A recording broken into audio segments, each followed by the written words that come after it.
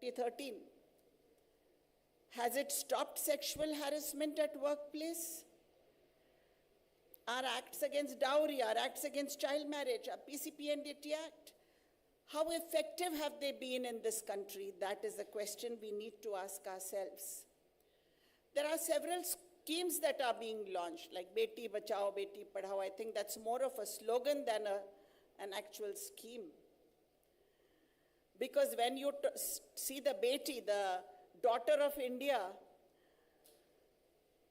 this fact that a girl was raped and murdered, and so many members of her families were murdered and raped in Gujarat, in the Gujarat riots. This lady called Bilkis Bano, she decided to fight this out alone, and she approached the court, and the court, the Supreme Court, the most apex court of the nation, punished those culprits.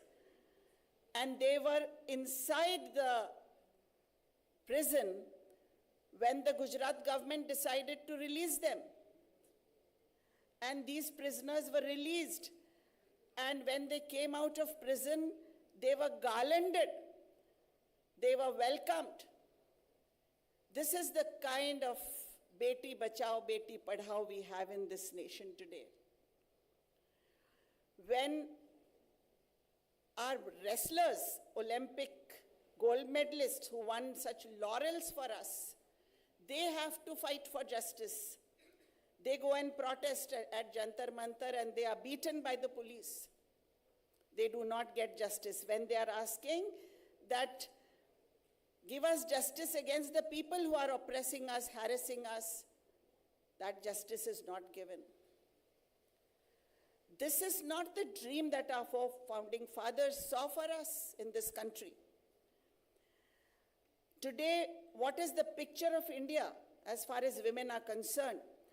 Over 4.4 lakh cases of crimes against women were registered in 2022, translating to 51 cases every hour. That means every hour, 51 cases are registered against women. And these are registered cases. I'm not talking of those that go unregistered, because registered cases are only the tip of the iceberg. According to NCRB statistics, metropolitan cities have seen a sharp increase of 12.3% in reported crimes against women. We should see decline or incline in crimes after all these legislations and after all the schemes that are announced with so much pomp and show. It's a very sad situation that the Nirbhaya Fund, only 30% of the funds are used by the Ministry for Women's specific purposes. I think we need to think about all this. We need to think about the violence in Manipur. When the Prime Minister doesn't have time to come to the Parliament and speak on Manipur, and if there is a discussion on Manipur, everybody has seen those videos where a woman was paraded naked and then she was killed, and it's still happening. Manipur is still on fire and women are still abused, harassed, killed in Manipur. But government has no time to take cognizance of all this. When we talk about women's rights, if women's safety is a question, a woman's very birth is a question. A daughter is not even welcome in the homes when she is born. For that we have to bring in legislations. We have unequal pay, we have so much to say about this topic. Under the POSH Act, sexual harassment cases have risen up from 161 cases in 2013-14 to over 1,116 cases in 2022-23. Even literacy remains a barrier. When the Constitution has given the women equal rights, today, even for literacy, women are behind men. In the 2011 census, and there has been no census after that, The literacy rate for women was 59.3 compared to 78.8 in men. This is gross discrimination. Where are the rights? Where are the educational rights of women? Today, if you talk about digital literacy, you go to any village and see, you will see that women don't possess a mobile phone. So, India's digitization has surged. Only 31% of women own a mobile phone compared to 60% men. Isn't this discrimination? Isn't this violation of women's rights? My question is, when the scenario is grim, what is the government doing? Little babies are raped. In Maharashtra, there was so much hue and cry about little 5-year-old, 3-year-old girls being raped in their institutions. And the government has time only to talk about this caste, that caste, ek hai to safe hai, katenge, marenge. What is all this? Where is our country being led to? Dr. Babasaheb Ambedkar had said that no matter how good the constitution is, if it is run by bad people, it will be bad. If it is run by good people, it will be good. Today we have a government that doesn't care. It's a hypocritical government. There is tremendous hypocrisy in everything. They say something else and they do something else. They only believe in showing the polish, but inside there is nothing, there is hollowness. In the 73rd and 74th constitutional amendment, women were given reservation in local self-government bodies.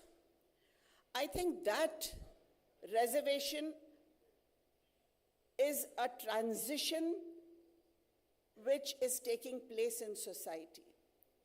Because reservation is helping grassroots level women to get empowered. Today, the men themselves tell, go and fight the election because there is reservation for you. The very men who never would want the woman to go out of the house are themselves pushing her to go. Are themselves telling the woman, go and attend the self-help groups meetings. This revolution takes place only when the government has the will to do it. Today, Nari Shakti, Vandan Adhiniyam, Vandan to the Naris, such big words. But what is the hypocrisy behind it? When is it going to be implemented? They have so many conditions. I have never seen such an act being passed in my life. That it is subject to census, to delimitation, and only then this will be implemented, but you seek the credit only now. Hypocrisy, sheer hypocrisy. We will have to struggle for this Nari Shakti Vandan Adhiniyam to be implemented if we really want the rights of women to be achieved in the real sense. Because we need the voice of women. You know, it has been said, each time a woman stands up for herself, each time a woman stands up for herself without knowing it possibly, without claiming it, she stands for all women. If one woman stands, she stands for all women. And if we have to uphold the rights of women in this country, we need to have women who can stand for themselves. And that is why this is not a small struggle, because this is a struggle against the very mindset of society. And we have to struggle. We have to see that our legislations, our judicial system focuses not on the severity of the punishment, but of the certainty of the punishment. Once the certainty of the punishment becomes assured, then we can say that women will achieve justice in this country.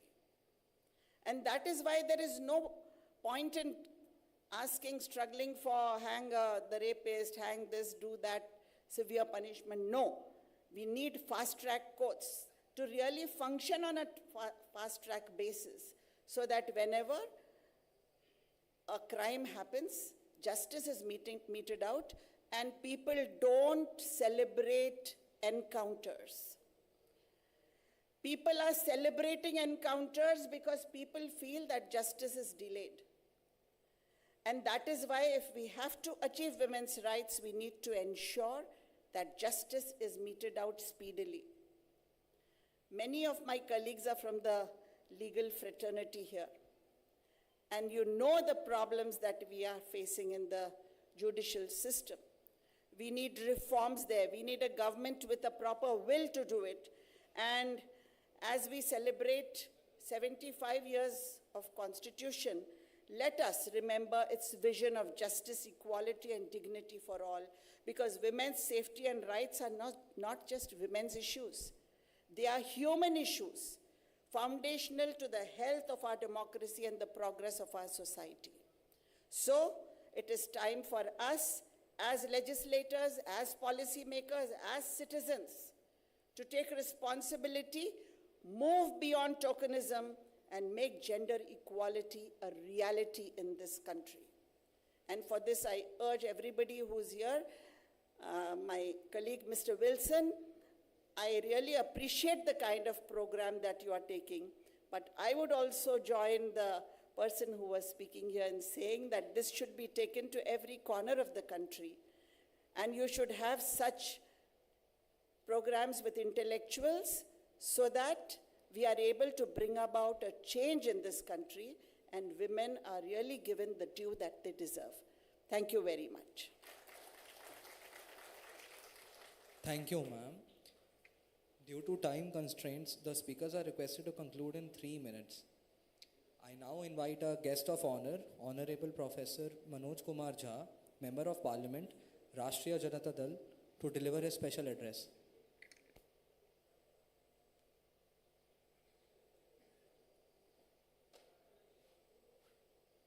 Thank you.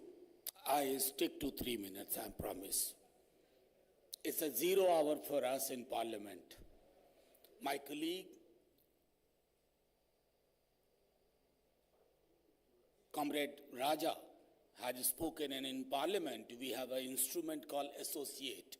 So I associate myself with Raja Sahab, Fazia ji, B.K. Hari Prasad and everybody. I'll just, couple of points. First of all, thank you, Wilson Sahab. Thank you, All India Federation for Social Justice.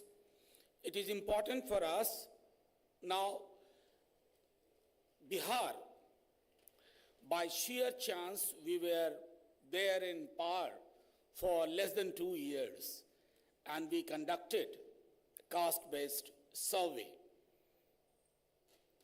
The results of survey were out. They actually told us the story which some people don't want to listen to, including judiciary. And the quantum of reservation was enhanced by the time we were out of the government. I don't know whether for this reason or whatever, but then first thing what a leader of opposition in Bihar, when the court stayed, Tejaswi ji requested me to get in touch with somebody and immediately move to Supreme Court. And I'm a request for prayer for inclusion of that in the Schedule 9 of Indian Constitution. And thank you, Wilson Saab. He agreed to be our lawyer. So he is the lawyer on behalf of Rashtriya Janata Dal for the inclusion of that survey results and quantum of reservation in Schedule 9. Number one. Number two, an idea which arrives can never be decimated.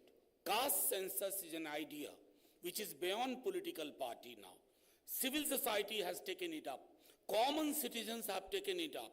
So you can only delay it, you can never deny it.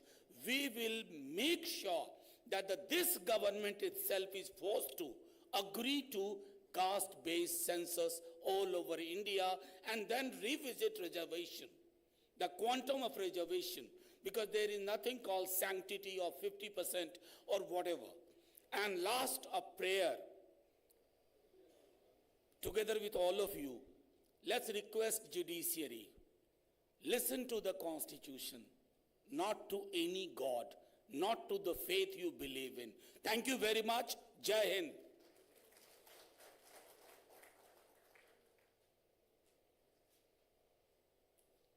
Thank you, sir. Now I invite our special guest, Mr. Vadi Raju Ravichandra, Member of Parliament, to give his special address.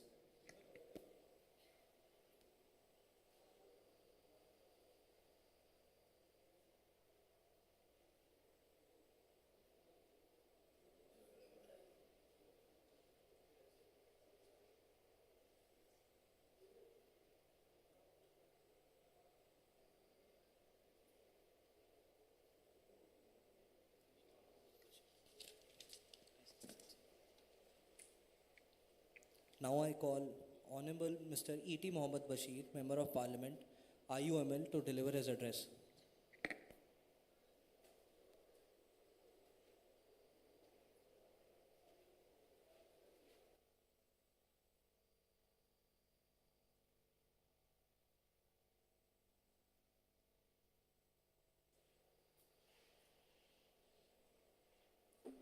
Namaste and good evening.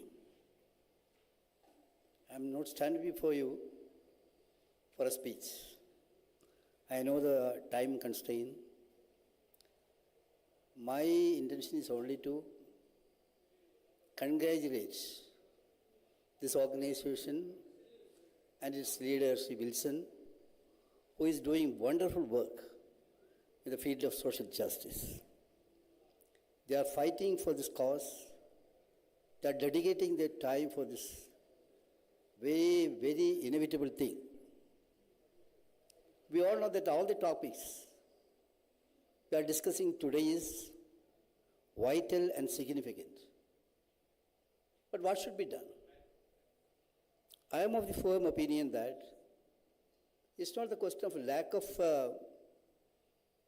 projects and things like that. There are many schemes. There are many recommendations. As far as the minority and the marginalized section of the society is concerned, there are a lot of commissions. But unfortunately, what is happening? All these recommendations are kept in cold storage. How to take it out and implement that? We must have a outthinking that. It is very clear that we must have a joint move in this. With regard to reservation, we were always talking very much about the reservation. But what is happening? When EWS, economically weaker sections reservation, there was wide discussion. But unfortunately, when we said, our party was very particular about that, we said economic criteria should not be applicable for reservation. This question was discussed in many cases in the Supreme Court. There, everybody stated that consideration on economic criteria should not be the yardstick for reservation. But what happened? That was passed. And I would like to say that it's a broad backbone of this movement. These kind of things are taking place. One more thing I would like to say and then conclude. Sachar Committee report was known as the Magna Carta of the minorities. It made a lot of recommendations. One of the vital recommendations was that Waqf property will have to be strengthened. Waqf board will have to be strengthened. What is now having? Instead of ensuring the safety of this Waqf property, it is spoiling every day. Things are going in that way. You know about the act. I don't want to say much about that. Now, discussion is going on throughout the country. where how to save from this kind of encroachment on the Walker properties. So this kind of things are going on because they are having upper hand. But unfortunately, the unity of the marginalized section is in a very bad shape. What we can do is to work together, unite together, at the same time fight for the noble cause. With those few words, I once again congratulate Sri Wilson and this committee for all the efforts they are making in the field of social justice. Thank you very much. Thank you, sir. Now I request Honorable Mr. Vaiko, Member of Parliament MDMK, to deliver his address.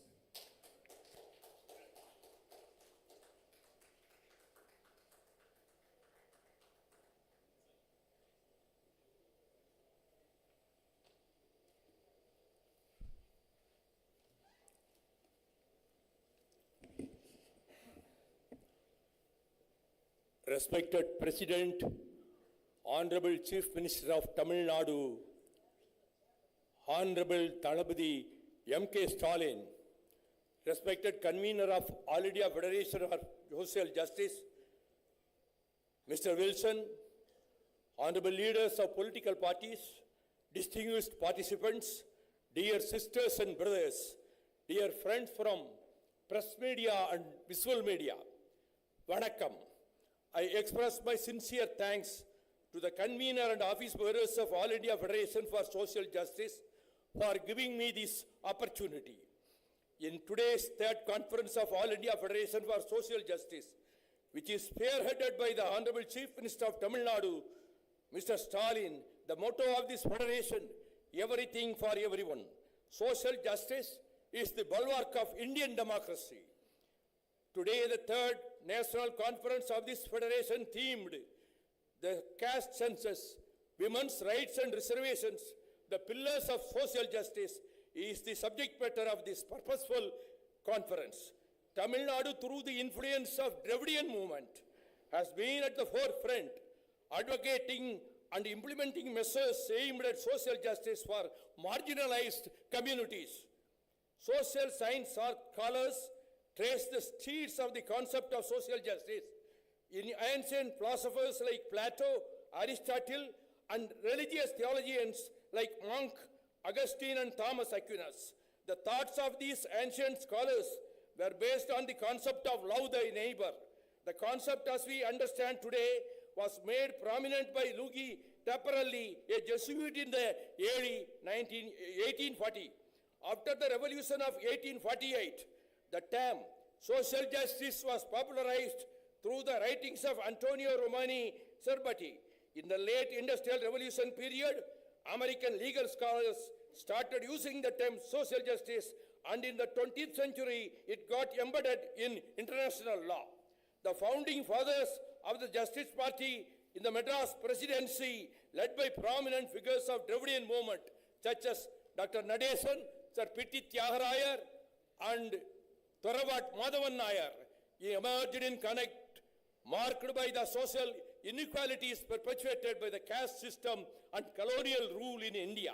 The Justice Party emphasized education as a tool for establishing educational institutions that cater to the needs of non-Brahmin communities. In the political arena, Justice Party sought to secure electoral representation for non-Brahmins.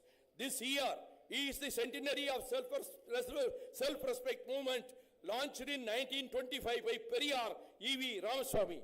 The paradox of this movement is that when the Hindutva forces determined to implement Sanatana Dharma, in the same year, Periyar launched in 1925 the self-respect movement. Arigyar Anna, the late lamented visionary, a towering personality, the legendary leader of Tamil race, raised his voice in various platforms to include social justice in the Constitution of India, along with his mentor, Thandai Periyar, and Tamil leader K. Kamaraj and Dr. Kalaignar Karunanidhi.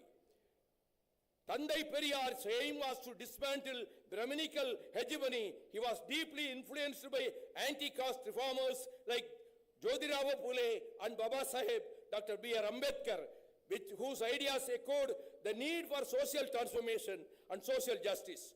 One of the Justice Party's landmark achievements was its strong push for women enfranchisement, culminating in passing legislation that granted women the right to vote. Periyar's relentless advocacy ultimately contributed to the demand for the first constitutional amendment providing reservation for non-Brahmin communities and the upliftment of oppressed Dalit community. Following the footsteps of Periyar, Arinyar Anna and the Chief Minister of Tamil Nadu successfully passed the legislation to eliminate superstition and legalized self-respect marriages, and later by Kalaignar Karunanidhi. The Dravidian movement aimed to empower backward classes, scheduled castes and scheduled tribes, and broader assertion of the state autonomy and resistance against the imposition of Hindi and Sanskrit.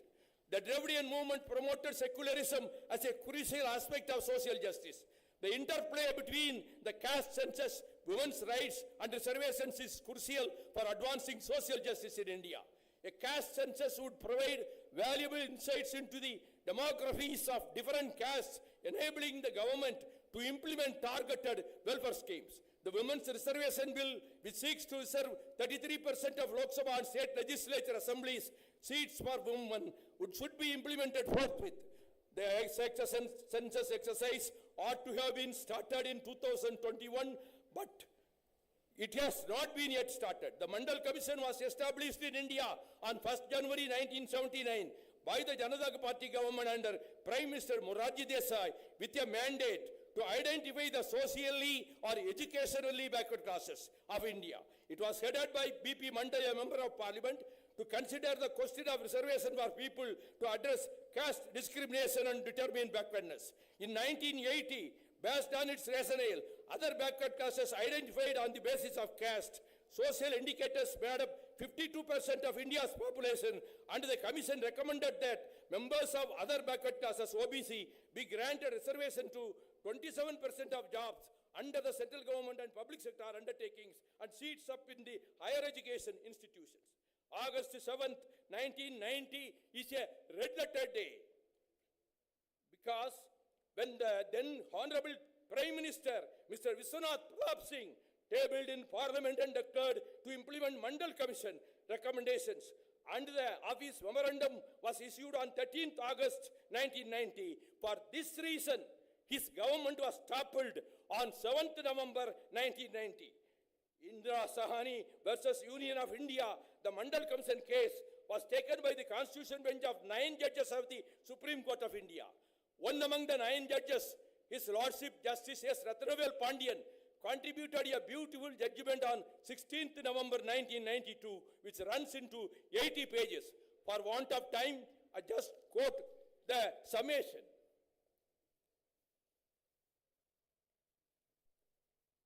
In summation, Justice says, Article 16(4) of the Constitution is neither an exception nor a proviso to Article 16(1). It is exhaustive of all the reservations that can be made in favor of backward class of citizens. It has an overriding effect on Article 16(1) and 2. Again, 3.3. The expression backward class of citizens occurring in Article 16(4) is neither defined nor explained in the Constitution. However, the backward classes can certainly be identified in Hindu society with reference to caste, along with other criteria such as traditional occupation, poverty, place of residence, lack of education, and in communities where caste is not recognized by the above recognized and accepted criteria except caste criterion. The stalwarts, zealots of Hindutva philosophy, beware. I have to tell them to see the writing on the wall, because Hindu Rashtra is their aim. They want to change the constitution. They want to change the name of country. Just only Bharat, not India. And no voting right for Muslims and Christians. This was passed in Varanasi conference. I have to tell them, if your Prime Minister says one election, one nation, if he insists on that, that will never happen. We will never allow them to happen it. But if it is happened, I again warn you, what happened in Soviet Union will happen in India. The states will go into balkanized states. If you say one election, one nation. This country consists of so many nationalities. I belong to Tamil nationality. They belong to several nationalities. That has been brought together by one British government by lathis and guns. Don't forget that past history. It should not repeat. I warn you. For this opportunity, once again I thank Mr. Wilson and organizers of this conference and my friends from Parliament. Once again, thank all of them. Yes, I conclude. Thank you, sir. Now I request Honorable Mr. Vaddi Raju Ravichandra, Member of Parliament BRS, to deliver his address.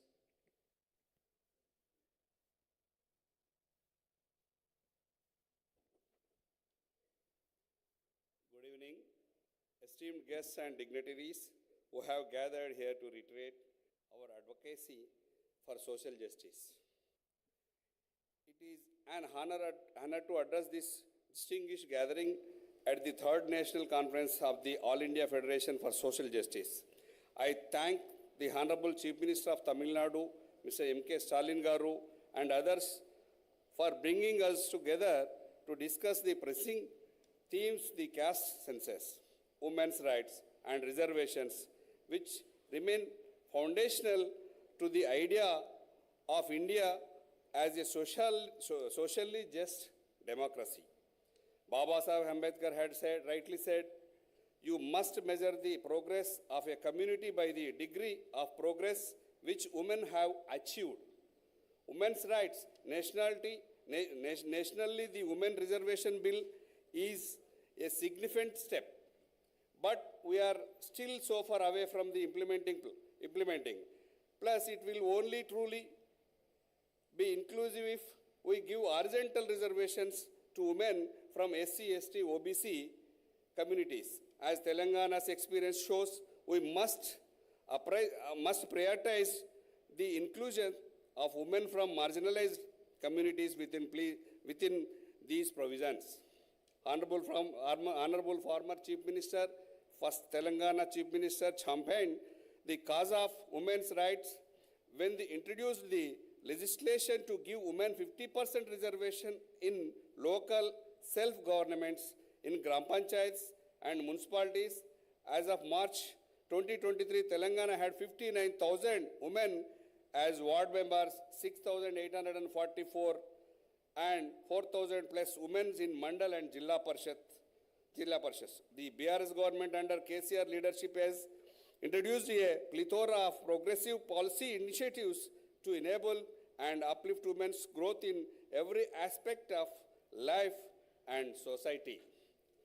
So, Vaddi Leni Runalu, interest-free loans for strengthening of self-help groups, and one among many states' initiatives like Kalyan Lakshmi and Shadi Mubarak, KCR Kids, pension schemes and single women pensions of 2 BD workers, Arogya Lakshmi and She Teams, they boost women empowerment in entrepreneurship. Several success stories of women entrepreneurs and women conclaves underline that women of Telangana are not just making their mark, but also encouraging other women to advance professionally. Former Chief Minister K. Chandrasekhar Rao wanted to transform Telangana into a women's welfare state. A former Principal Secretary of Industries and Commerce and Information Technology in the Telangana government attributed a significant portion of the state's remarkable per capita income growth is of 130% since 2014 to women contribution to the GSDP. While welfare programs in Telangana aimed at mobilizing women through the formation of self-help groups, capacity building and providing support are widely considered beneficial, it is imperative to evaluate the state of women in Telangana. Backward classes, the most revolutionary and progressive policy measures for welfare of Dalits had been introduced by KCR in 2021 under Dalita Bandhu scheme. The government provided one-time capital assistance of rupees 10 lakhs rupees Dalita Bandhu Dalita household towards income generating activities The scheme is supplemented by the Dalit Protection Fund. A special corpus whereas the beneficiaries makes a contribution rupees of 10,000 matched by the government. This corpus will serve as an emergency fund from which the government will give financially support to beneficiaries whose the investments are at the risk. Our BRS working president K.T. Ramarao ji has demanded the current government in Telangana to implement the Kamareddy declaration. The declaration made during the assembly elections last year had promised the Mahatma Jyotiba Phule BC subplan with statutory status apart from the spending rupees 1 lakh crore in 5 years for BC welfare and creating the most backward classes MBC welfare department, including corporations for all the BC castes for their overall development. The backward classes BC declaration also promised to increase the BC reservation in local bodies to 42% from the present 23% within 6 months assuming the power. The Congress party has also promised 42% reservation for BCs in the government civil constructions and maintenance contracts. Finally, मैं एक बात बोलना चाहता हूँ. BC 60% है इस देश में, 60% है BC है. BC लोगों के लिए BC देने के लिए रिजर्वेशन देने के लिए ये गवर्नमेंट को क्या तकलीफ है हमको समझ में नहीं आ रहा है. कितना लोग है उतना रिजर्वेशन सबको मिलना चाहिए. इसको कम करके क्या फायदा, दूसरों को फेवर करके क्या फायदा. वोटिंग लेना है BC के साथ, SC के साथ, ST के साथ और OBC के सबके साथ वोटिंग ले रहे, सीट ले रहे, कोई मिनिस्ट्री नहीं दे रहा है, कोई पोस्ट नहीं दे रहे. BC is only accountable for voting. जिसको लेना है आगे बढ़ना है तो हम 1947 में देश में फ्रीडम के लिए कैसा फाइट किया. इस देश में विल्सन जी अच्छा काम किया, स्टालिन जी को भी अच्छा, मैं जाके आया हूँ लास्ट मंथ भी तमिलनाडु जाके आया था. बहुत अच्छा कर रहा है उधर गवर्नमेंट, बहुत अच्छा रिजर्वेशंस भी है. मैं इनको अच्छा बोल रहा हूँ. गुड सर, आप अच्छा कर रहे हैं. इस देश में 1947 में कंट्री फ्रीडम के लिए कैसा फाइट किया. देश में है सो लोग पूरा OBC, SC, ST, मुस्लिम माइनॉरिटी सब लोग मिलके फाइट करे तो ये जरूर होता है BC रिजर्वेशन बराबर होता है. ये इसको सब लोग एवरी मंथ इधर नहीं तो ये स्टेट में, दूसरी स्टेट में, हमारा स्टेट में, हर स्टेट में मीटिंग करेंगे, गवर्नमेंट के ऊपर प्रेशर दबाव डाले तो जरूर रिजर्वेशन मिलेगा. अपना नेक्स्ट जनरेशन के एटलीस्ट नेक्स्ट जनरेशन को भी फायदा मिलना चाहिए. This is my aim. And caste census, opposing caste census is fundamentally against the fabric of social justice in India. It is crucial to. Thank you sir Wilson ji. मेरे 4:45 को आया, 7:15 को 2 hours 15 minutes मेरे को बैठाया. अच्छा programme भी मैं देखा हूँ, मेरे को भी बहुत एक्सपीरियंस मिला. थैंक यू विल्सन जी, अच्छा प्रोग्राम कर रहे. वाहिगुरु सबको धन्यवाद. Thank you. Thank you, sir. Now I request Honorable Mrs. Brinda Karat, former Member of Parliament, Communist Party of India, Marxist, to deliver her address. Respected leaders of political parties and of social movements, dear friends, Vanakkam, and greetings on the occasion of the National Conference of the All India Federation for Social Justice. This platform, founded by respected M.K. Stalin ji, Chief Minister of Tamil Nadu, is an important initiative to take forward the struggle for social justice. And I believe this follows the visionary path set out by Kalaignar, under whose leadership so many important initiatives were taken for the people of Tamil Nadu, an example for India in so many important areas of social and economic justice. I thank National Convener Thirupi Wilson, Member of Parliament, for inviting me to address.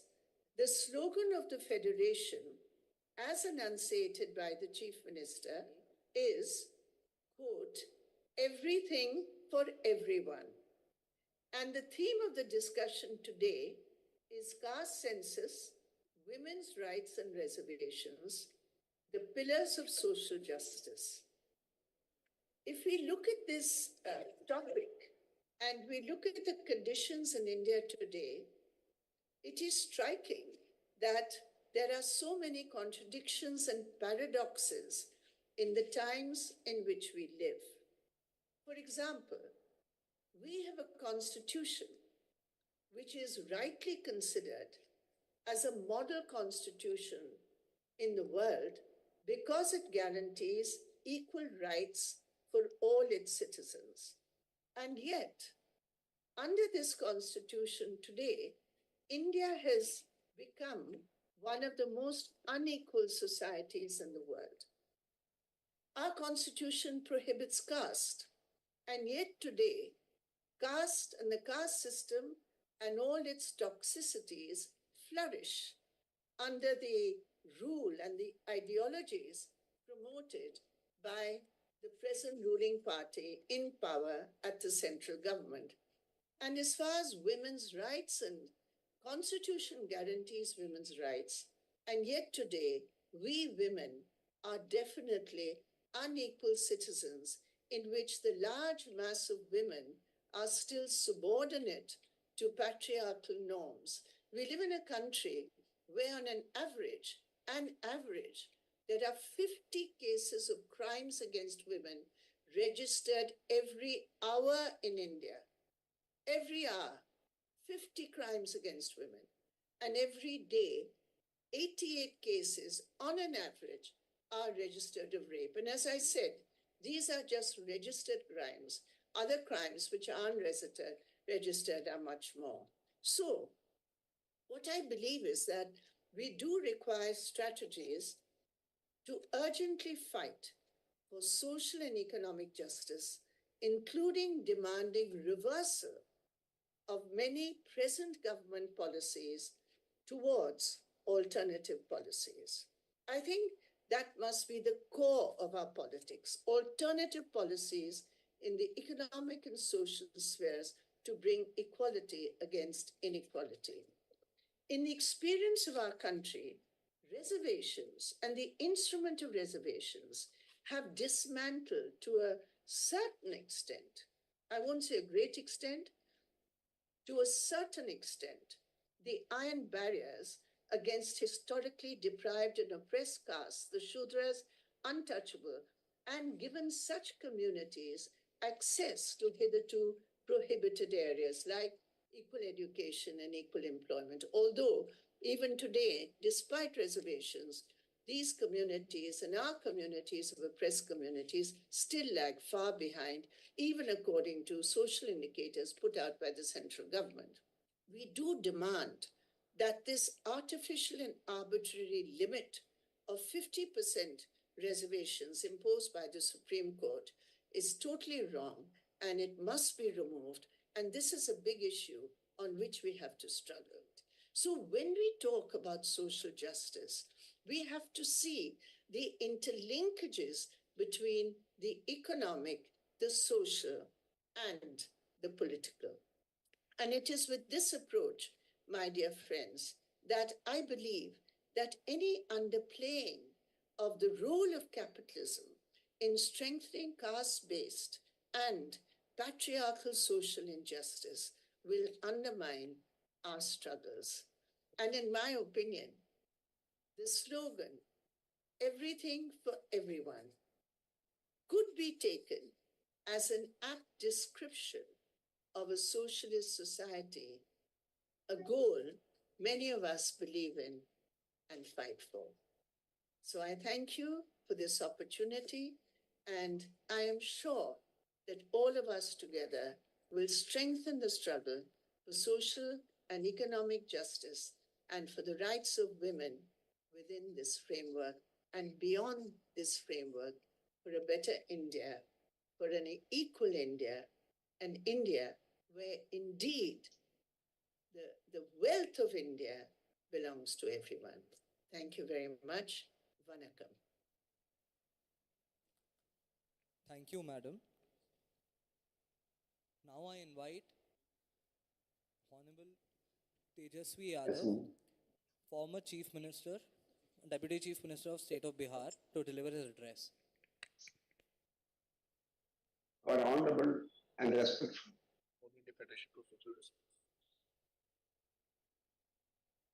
Shall I speak? I'm audible to everyone. Yes, sir. Yes, sir. Am I audible to everyone? Yes, sir. You can speak. सबसे पहले मैं all India federation of social justice के तीसरे conclave पे, national conference पे आप सब लोगों को प्रणाम, सलाम, आदाब करता हूं। और मुझे खुशी है कि मुझे तीसरी बार कॉन्फ्रेंस में फिर से जो है निमंत्रण दिया गया, और मैं विल्सन साहब का भी शुक्रिया अदा करता हूं। अभी मैं चाहता था कि मैं दिल्ली में मौजूद रह करके अपनी बात को आप सब लोगों के साथ साझा करूं, लेकिन आज से जो है हमारी बिहार में यात्रा चल रही है, और अभी रोड पे ही रुक करके इस कॉन्फ्रेंस को जो है हम पूरा कर रहे हैं। और इस यात्रा में पूरे बिहार का दौरा है, और सोशल जस्टिस के मुद्दे पर हमारी पार्टी आइडियोलॉजिकली हमेशा से जो है इस बात को उठाती रही है। और मुझे लगता है कि ये आज की जो है जरूरत है, सोशल जस्टिस को लेकर के जिस प्रकार से भारत सरकार का जो रवैया है वो पूरी तरीके से आरक्षण विरोधी लोग हैं, संविधान विरोधी लोग हैं। कई एक बिल जो है और लेटरल एंट्री के नाते, या जितनी भी हमारी इंस्टीट्यूशंस थे, या जहाँ भी बहालियां, नौकरी, रोजगार मिलने थे, जहाँ आरक्षण मिलना था, उन सबको जो है धीरे धीरे जो है प्राइवेटाइज जो है किया जा रहा है, ताकि आरक्षण को जो है समाप्त कर दिया जाए।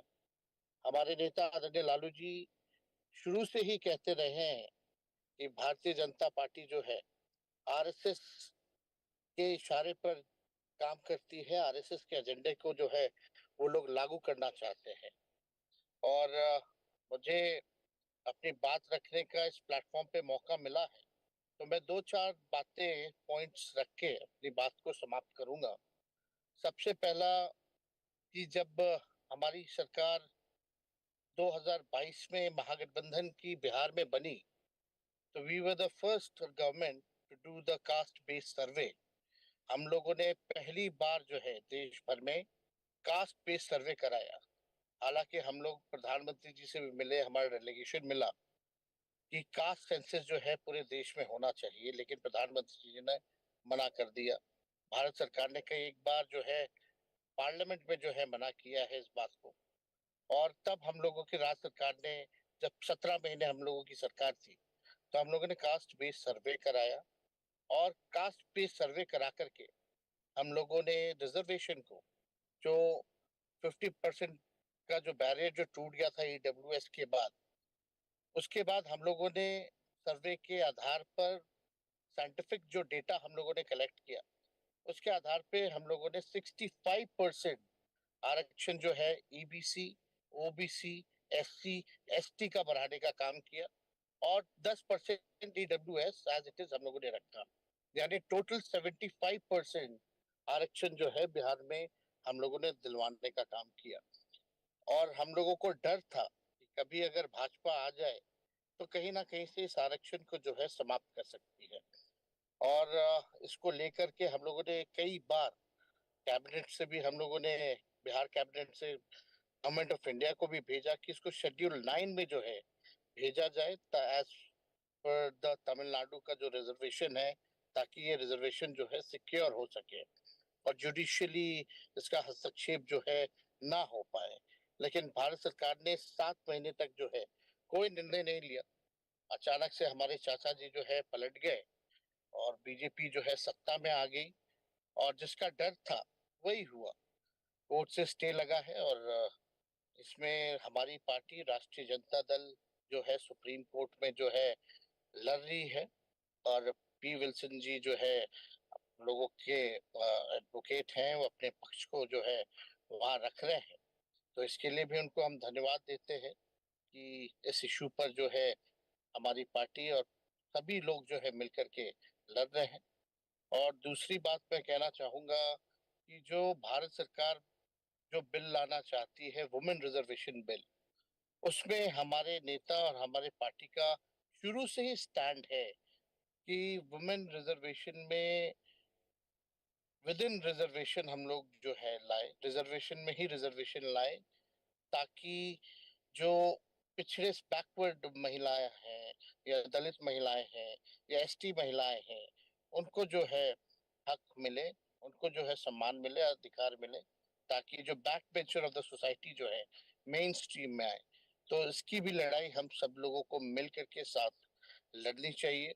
और कास्ट सेंसस को लेकर के हम सब लोगों को पूरे देश में जो है इस मुद्दे को उठाना चाहिए। सदन से सड़क तक इस इशू को हम सब लोगों को मिलकर के उठाने की जरूरत है और लड़ाई लड़ने की जरूरत है। और जिस प्रकार से अभी आप देखिएगा, कई एक बार जो है लेटरल एंट्री के बहाने आईएएस आईपीएस, यानी साफ तौर पे आरएसएस के लोगों को बैठाने की तैयारी थी। इस हिसाब का काम जो है पूरे हिसाब से बीजेपी की सरकार, एनडीए की सरकार कर रही है। और अभी भी आप देखिएगा, जितने दलित हैं या बैकवर्ड्स हैं, बैकलॉग जो है पूरे इंस्टीट्यूशन में देश भर में खाली वैकेंसीज है, बैकलॉग्स है, उसको भरा नहीं जा रहा। तो एक बड़ी साजिश जो है ये सरकार कर रही है। तो we should be aware and we should be united and we should fight together. तभी जो है इस लड़ाई को हम लोग जीत सकते हैं और सही मायने में सोशल जस्टिस जो है अपने मुकाम पे तभी पहुंचेगा। आज की मौजूदा सरकार जो है हम सब लोगों को पुराने दौर में ले जाना चाहती है। किसी न किसी प्रकार से आरक्षण को समाप्त किया जाए, खत्म किया जाए, हर एक प्रकार का षड्यंत्र जो है ये लोग कर रहे हैं। तो हम सब लोग मिलकर के, जितने आप इंटेलेक्चुअल्स हैं और सभी लोगों को और जो है जोड़ने की भी जरूरत है, और जोड़ करके हम सब लोग जो है इस मुहिम को लड़ने का काम करें। तो इसके लिए मैं फिर से वहां बैठे सभी लोगों को धन्यवाद देता हूं। और तमिलनाडु सीएम स्टालिन साहब को विशेष तौर पे जो है मैं धन्यवाद देना चाहता हूं कि हमेशा से उनकी पार्टी और उनके नेता करुणानिधि हो या स्टालिन साहब हो, हमेशा से लड़ते रहे हैं। और बिहार, तमिलनाडु में बीजेपी ने बड़ी कोशिश की अपने पैर को जमाने के लिए तमिलनाडु में, लेकिन उसमें असफल रहे हैं। यहाँ बिहार में भी अभी चुनाव झारखंड का हुआ है। झारखंड में हम लोग इंडिया अलायंस के लोग जीते हैं और अगला चुनाव जो है दिल्ली और उसके बाद बिहार में होने जा रहा है। तो मुझे पूरा विश्वास है कि आप सब लोग जितने लोग बैठे हैं, आप सब लोगों का भी जो है साथ जो है मिलेगा। मुद्दे की बात होनी चाहिए और आज की जरूरत जो सोशल जस्टिस है उसकी बात होनी चाहिए और सभी लोगों को न्याय मिले। जो back bencher of the society है उन लोगों को न्याय मिले, इसके लिए हम सब लोगों को एक होकर लड़ाई लड़ने की जरूरत है। तो इसके लिए मैं फिर से ऑर्गेनाइजर्स को धन्यवाद देता हूँ कि आप लोगों ने तीसरी बार ये जो नेशनल कॉन्फ्रेंस हो रहा है all India federation for social justice का, आप लोगों ने मुझे बुलाया और मुझे एक प्लेटफॉर्म दिया अपनी बात को रखने के लिए। इसके लिए पी विल्सन साहब और उनके सभी टीम के साथियों को मैं धन्यवाद देता हूँ। और विशेष तौर पे हम तो चाहते थे कि दिल्ली आए, लेकिन मेरा यात्रा जो है पहले से ही शेड्यूल्ड था, इस वजह से मैं आ नहीं पाया। लेकिन आई होप कि in coming days next time I should appear physically rather than online. Thank you very much for your love and your support. Thank you. Thank you, sir. Now I request Honorable Asiriyar K. Veeramani, President Dravidar Kadagam, Tamil Nadu, to deliver his address.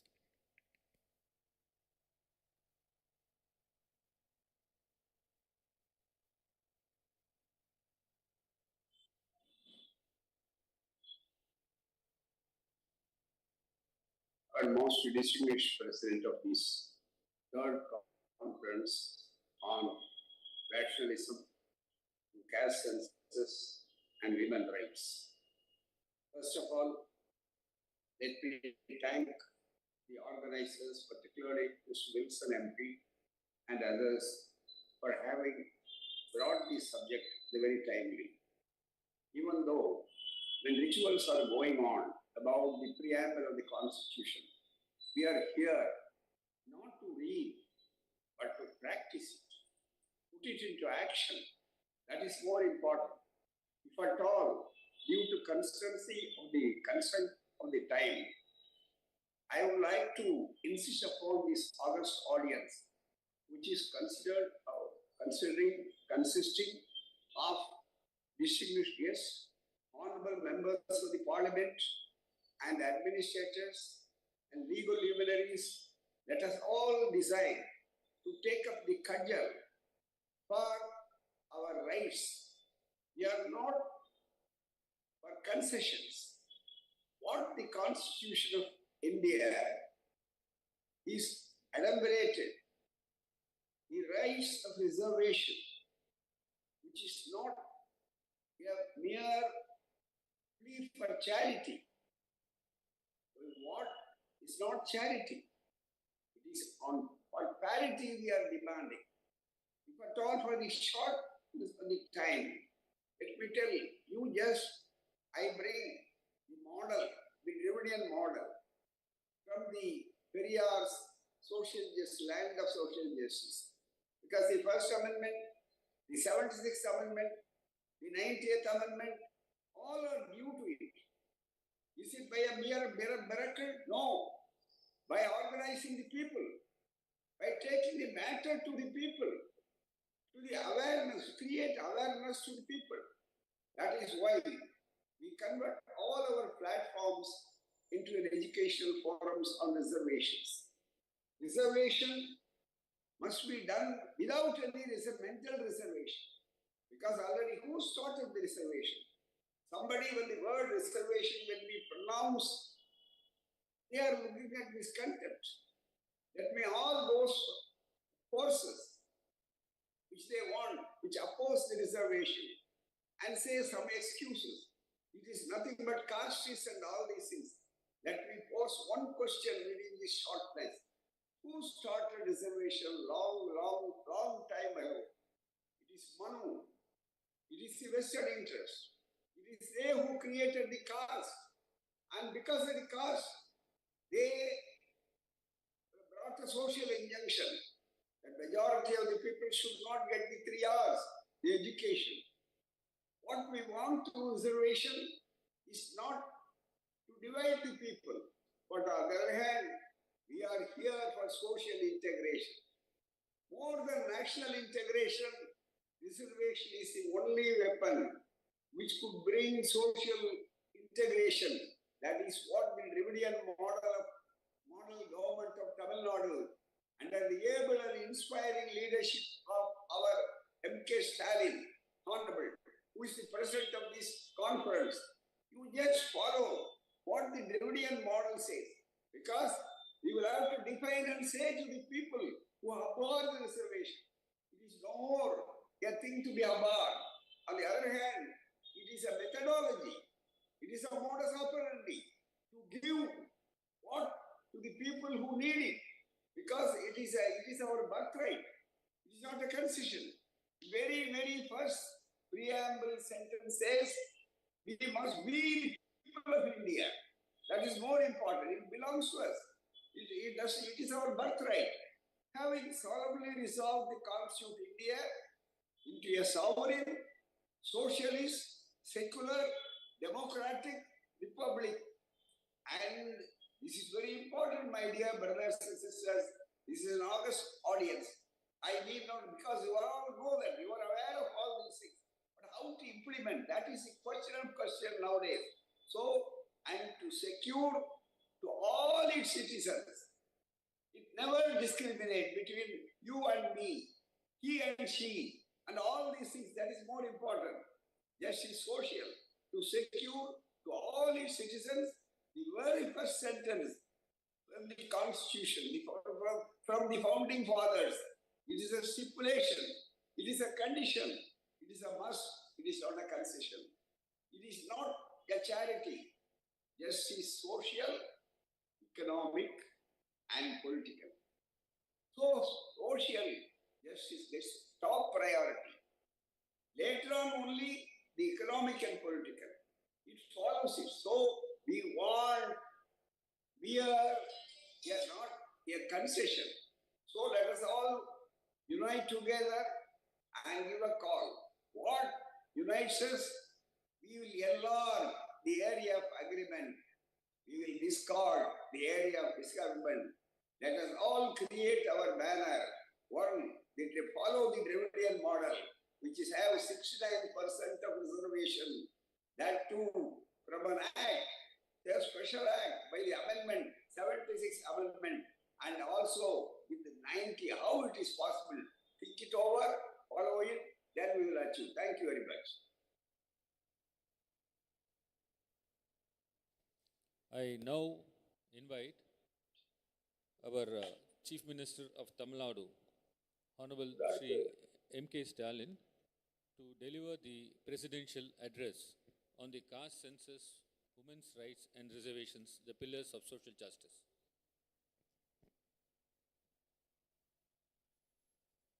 தலைவர் பேசுங்க.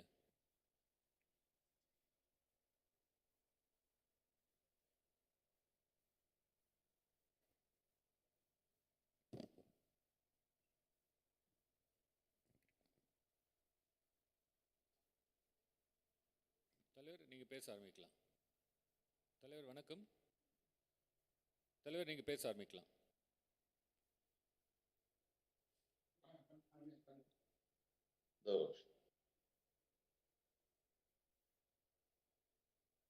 கேக்குதா?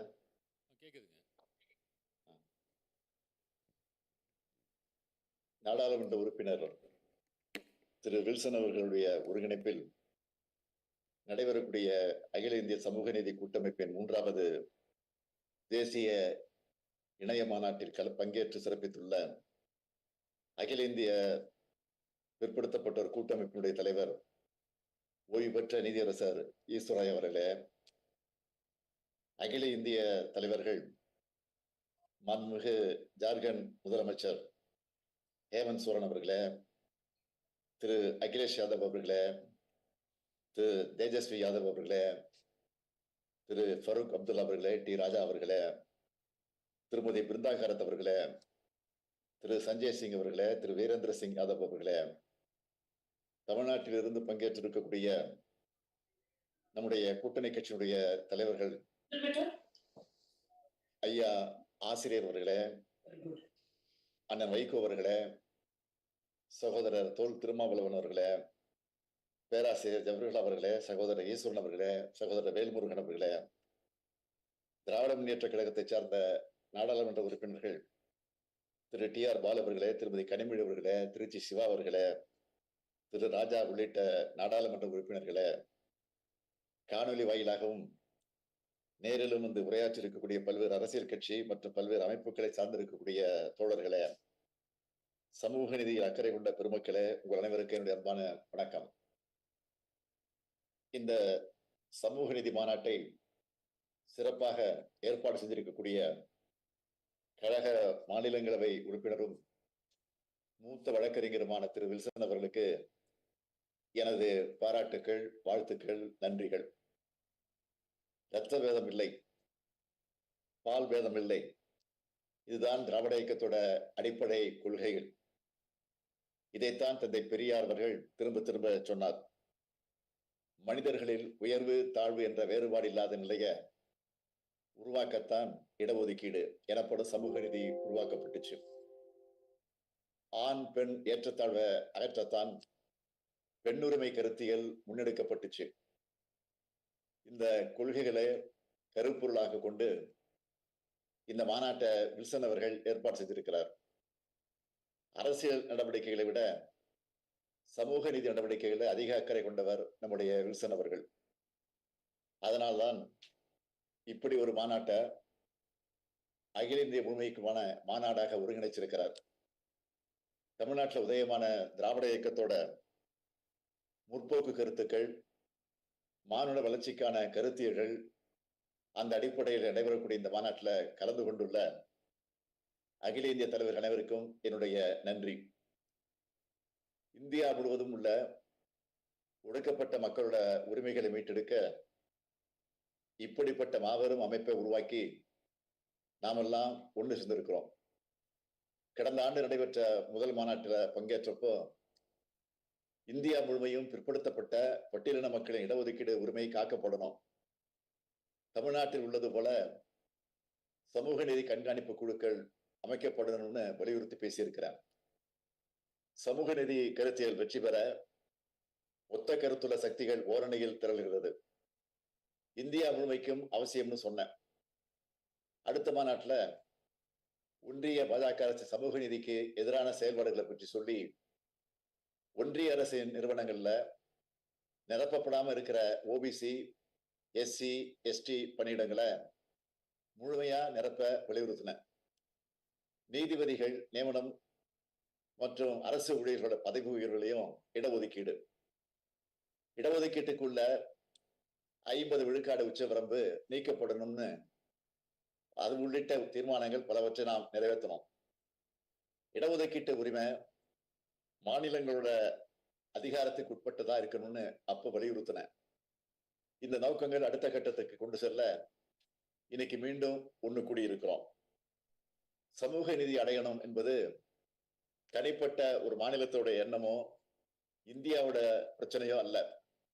எங்கெல்லாம் புறக்கணிப்பு, ஒதுக்குதல், தீண்டாமை, அடிமைத்தனம், அநீதி இருக்குதோ அங்கெல்லாம் சமூக நோய்களை முறிக்கிற மருந்தா இருக்கிறது தான் சமூக நீதி. சமூக ரீதியா, கல்வி ரீதியா புறக்கணிக்கப்பட்டவங்களை கை தூக்கி விடுறது தான் சமூக நீதி. சமூக ரீதியாகவும் கல்வி ரீதியாகவும் பின்தங்கியவர்கள் என்பதுதான் அரசியலமைப்பு சட்டத்தின் சமூக நீதி வரையறை. இந்திய அரசியலமைப்பு சட்டத்தின் 340வது பிரிவில் எஜுகேஷனலி என்பதுதான் வரையறையாக இருக்கு. அதே சொல்தான் அரசியலமைப்பு சட்டத்தின் திருத்தத்திலையும் சொல்லப்பட்டது. அதாவது சமூக நீதி எனப்படும் இடஒதுக்கீடு என்பது சமூக ரீதியாகவும் கல்வி ரீதியாகவும் என்பதுதான் இந்திய அரசியலமைப்பு சட்ட வரையறை. இந்த திருத்தத்துக்கு காரணம் அன்றைய சென்னை மாகாணம் தான். இந்த திருத்தத்துக்கு காரணமான தலைவர்கள் தான் தந்தை பெரியாரும் பேரறிஞர் அண்ணா அவர்களும். சமுதாயத்திலும் கல்வியிலும் பிற்படுத்தப்பட்டவராக இருக்கும் எந்த சமூகத்தவருக்கும் செய்யும் சலுகைகளை அரசியல் சட்டத்தின் எந்த பிரிவும் தடுக்காது என்பதுதான் அரசியலமைப்பு சட்டத்தில் செய்யப்பட்ட முதலாவது திருத்தம். இந்த திருத்தத்துக்கு காரணம் ஹாப்பினஸ் இன் மெட்ராஸ் தான் நாடாளுமன்றத்தில் சொன்னார் அன்றைய பிரதமர் நேரு அவர்கள். சென்னை மாகாணத்துல ஆட்சியை கைப்பற்றின நீதி கட்சியின் ஆட்சியில் 1922ஆம் ஆண்டு அன்றைய முதலமைச்சர் வனகரசர் அவர்கள் வகுப்பு வாரி பிரதிநிதித்துவ உரிமை ஆணையை பிறப்பிச்சார். அதுதான் இன்னைக்கு வரைக்கும் தமிழ்நாட்டில் தொடருது. தமிழ்நாட்டை பார்த்து பல்வேறு மாநிலங்கள் சமூக நிதியை வழங்கி வருது. தமிழ்நாட்டு மக்களுக்கு சமூக நிதி வழங்கினதோட இந்தியாவின் மற்ற மாநில ஒடுக்கப்பட்ட மக்களுக்கும் அத்தகைய உரிமை கிடைக்க வழிகாட்டுறதும் திராவிட இயக்கம் தான். இந்த கருத்தில் தான் இன்னைக்கு அகில இந்திய முழுமைக்கும் பரவி இருக்கு. ஆனா சமூக நிதிய பாஜக முறையாக அமல்படுத்துறது இல்லை. கடந்த 10 ஆண்டு காலத்துல ஒன்றிய அரசோட துறைகள்ல பிற்படுத்தப்பட்டவருக்கான 27 விழுக்காடு ஒதுக்கீடு முழுமையா வழங்கப்படல. ஏழை எளிய பிற்படுத்தப்பட்ட பட்டியலின பழங்குடியின மக்கள் முன்னேறுதல பாஜக விரும்பல. அதனாலதான் அவங்க சமூக நீதிக்கு எதிராக இருக்கிறாங்க. இடஒதுக்கீட்டுல பொருளாதார அளவுகோலா நுழைக்க துடிக்கிறாங்க. ஏழை எளிய மக்களுக்கு பொருளாதார உதவி செய்யறத நாம தடுக்கல. ஆனா சமூக ரீதியா பின்தங்கியவர்களுக்கு வழங்கப்பட வேண்டிய இடஒதுக்கீட்டை பொருளாதார அளவுகோலை மட்டுமே அடிப்படையா வச்சுட்டு பொது பிரிவினருக்கும் வழங்குறது தான், அதுதான் எதிர்க்கிறோம். எப்படி பாஜக பட்டியலின பழங்குடியின பிற்படுத்தப்பட்ட மக்களுக்கு விரோதமான கட்சியோ அதே மாதிரி பெண்களுக்கும் விரோதமான கட்சி தான். அதனாலதான் பெண்களுக்கு அரசியல் அதிகாரம் வழங்குறத மகளிர் இடஒதுக்கீடு மசோதாவை கிடப்புல போட்டு வச்சிருக்கிறாங்க. மகளிர் இடஒதுக்கீடு சட்டத்தை ஒரே ஒரு கட்சியை தவிர மக்களவையிலும் மாநிலங்களவையிலும் இருந்த எல்லா கட்சிகளும் ஆதரிச்சு வாக்களிச்சாங்க. எந்த முக்கிய கட்சியும் எதிர்த்து வாக்களிக்கல. ஆனா அது செயல்பாட்டுக்கு வந்துவிடக்கூடாது என்ற தடைய பாஜகவே அந்த சட்டத்துக்குள் சரத்துக்களா எழுப்புச்சு. மக்கள் தொகை கணக்கெடுப்பு முடிந்த பிறகு அதை வைத்து தொகுதி மறுவரைகள் முடிந்த பிறகு மகளிருக்கு 33 விழுக்காடு தருவோம்னு சொன்னாங்க. மக்கள் தொகை கணக்கெடுப்போம் தொகுதி வரைகறையும் முடிந்த பிறகு என்றால் 2029ஆம் ஆண்டுக்கு பிறகுதான் 33 விழுக்காடு இடஒதுக்கீடு பெண்களுக்கு கிடைக்கும். 2029ஆம் ஆண்டு, அதாவது இன்னும் 6 ஆண்டுகள் கழிச்சு நிறைவேற்ற போற சட்டத்தை இப்பவே நிறைவேற்றிட்டதா கணக்கு காட்டுச்சு பாஜக அரசு. 1996ஆம் ஆண்டு 2010ஆம் ஆண்டு கொண்டு வரப்பட்ட சட்டங்கள்ல இது மாதிரியான தடை சுவர்கள் இல்லை. அப்படின்னா இப்போ இந்த தடைகள் உருவாக்குறது யார்?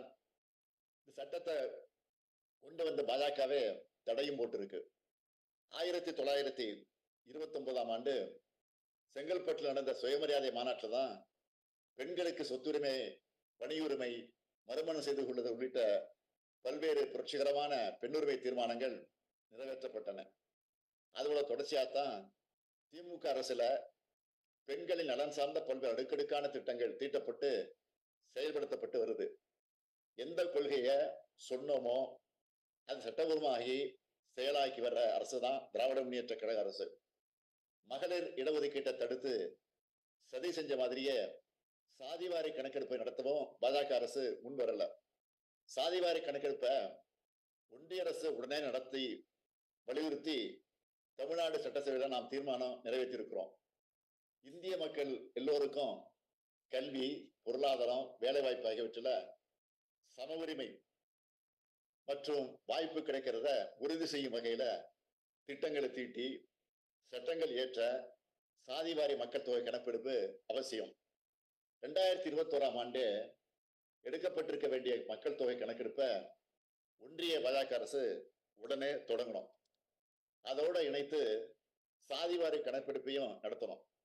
இதை செயல்படுத்த பாஜக அரசு மறுக்குது.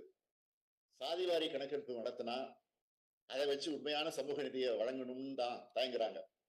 சாதிவாரி கணக்கெடுப்பை எடுக்க மறுக்கிறது மூலமா சமூக நிதிக்கும் மகளிர் இடஒதுக்கீடு சட்டத்தை தள்ளி போட்டதால பெண்ணுரிமைக்கும் எதிராக இருக்கு இந்த பாஜக அரசு. இதுக்கு எதிராக நாம எல்லோரும் ஒன்று சேர்ந்து குரல் கொடுக்கணும்.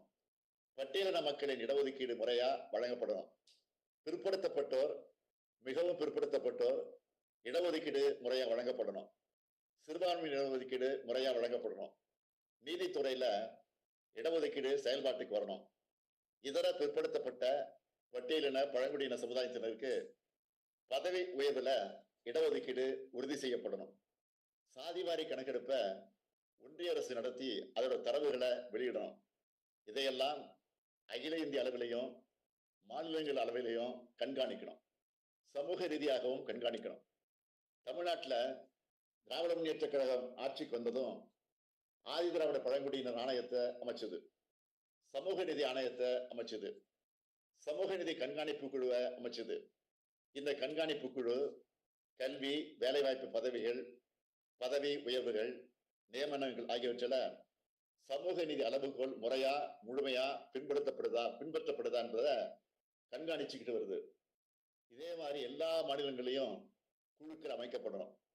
சமூக நீதி, சோசியல் ஜஸ்டிஸ், மதச்சார்பற்ற அரசியல், செக்குலர் பாலிடிக்ஸ், சமதர்மம், சோசியலிசம், சமத்துவம், ஈக்குவலிட்டி, மாநில சுயாட்சி, ஸ்டேட் அட்டானமி, கூட்டாட்சி கருத்தியல், ஃபெடரலிசம், இவை உயிர்வாழும் இந்தியாவே இணையற்ற இந்தியா. எனவே எத்தகைய கருத்தியல்களை நாம் ஒன்று சேர்ந்து முன்னெடுக்கணும். சமூக நீதி இந்தியாவை உருவாக்க, சமதர்மம் இந்தியாவை உருவாக்க, சகோதரத்துவ இந்தியாவை உருவாக்க நாம் அனைவரும் இணைந்து போராட வேண்டும். நன்றி, வணக்கம்.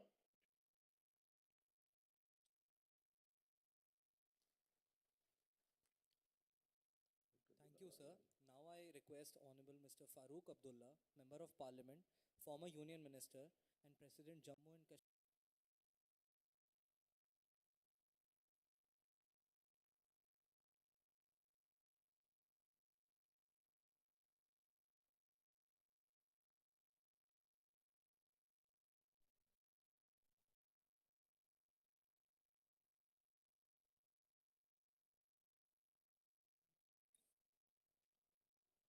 Sir, you're muted. Yes. Well, I'm very happy that you called me for this meeting. I couldn't come personally, but I'm happy that I'm able to speak to you by this media. I heard all the speakers and very well spoken for the safety of the Constitution and for the people of India as a whole. A number of those people have been denied their rights ever since independence. And many of them have been left without any hope in this matter. But I'm glad it's a third conference and hoping that this will become a moment for the nation. Unless we make it as a moment for the nation, we'll never be able to achieve whatever we have spoken for. In this state, as soon as the independence arrived, the first step Sher Kashmir Sheikh Muhammad Abdullah, my father, took was land to the tillers. The tillers who were tilling the land were not the owners.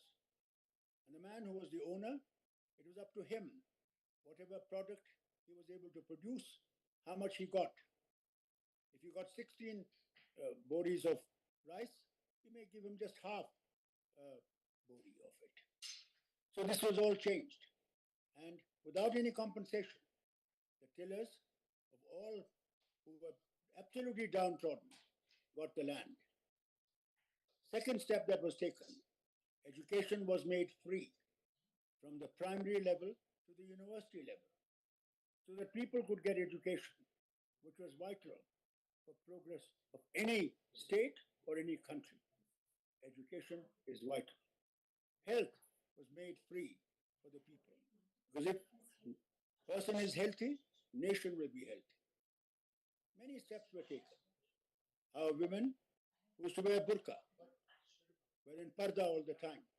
They were brought out and made to realize that life is more than just sitting in the house, that you have to get educated. You have to move with the world and see that you can have a better family if the mother is educated. Many things were done for the good of the people. Finally, the OBCs and the Pahadis and the Gujars who were totally uneducated, a special status was made for them. Their hostels were made for their children. Education was given to them. Many of them are nomads who used to move onto the upper fields with their herds. A teacher used to go with them so that the children did not lose the quality of education that they should have. But what is necessary? I was also a member of the parliament when the bill for women's reservation was done. But the process is so cumbersome that it will take years. Somebody said 2035. I wonder whether it will be done even 2040. These are things which have to be done at fast speed if you really want to give the women their rights. There's no use talking about it. Our tragedy has been over centuries that women have been always put down. And I wonder whether the man will accept women at the same position as his. This has to be changed. This can change if we change our mindset. You see what India is going through, how religion is being used to destroy this nation. Hindus are being told that Muslims are outsiders and they are the ones who will take your homes, take your livestock, will take even your Mangal Sutra. This sort of a language does not befit our top leader, the Prime Minister, in the election, what he said. How can you make India strong if you have division inside? That division has to be finished. We are all Indians, whether you belong to one religion or one other religion, whether you speak this language or that language, whether your culture is this or other culture. Now, for instance, Jammu and Kashmir has temperatures which go down from -5 to areas to -30 and 40. Tamil Nadu has never seen this temperature. Our habits are different. Tamil Nadu's people's habits are different. Their culture is different. Our culture is different. I always say what unites us? The desire to build a united India with all of us together. Whether I'm in the north and they are in the south, or you are in the east or you're in the west of the country. For this, the government of the day must realize dividing people for votes is not going to make India strong. It's going to make India weak. To make India strong, it's essential that we must work together. And empowerment of all, whether downtrodden or higher up, has to be an equal. Everyone has one vote. Today, see what happens in election. Money power. How money power is used to buy votes. Is this a free country? Is this the country where the Constitution was framed by our seniors? This was not made for this sort of a thing. Everyone had the right to choose. But today, that is also in danger. I've heard you all, ladies and gentlemen. I'm happy that we still have better for all. I'm sure one day this India will shine again and these clouds of darkness will disappear and we will live as brothers and sisters. God bless you all. Thank you, Stalin, for this conference.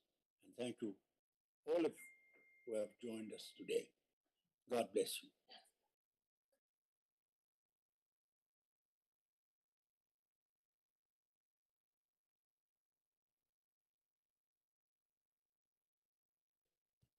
Thank you, sir.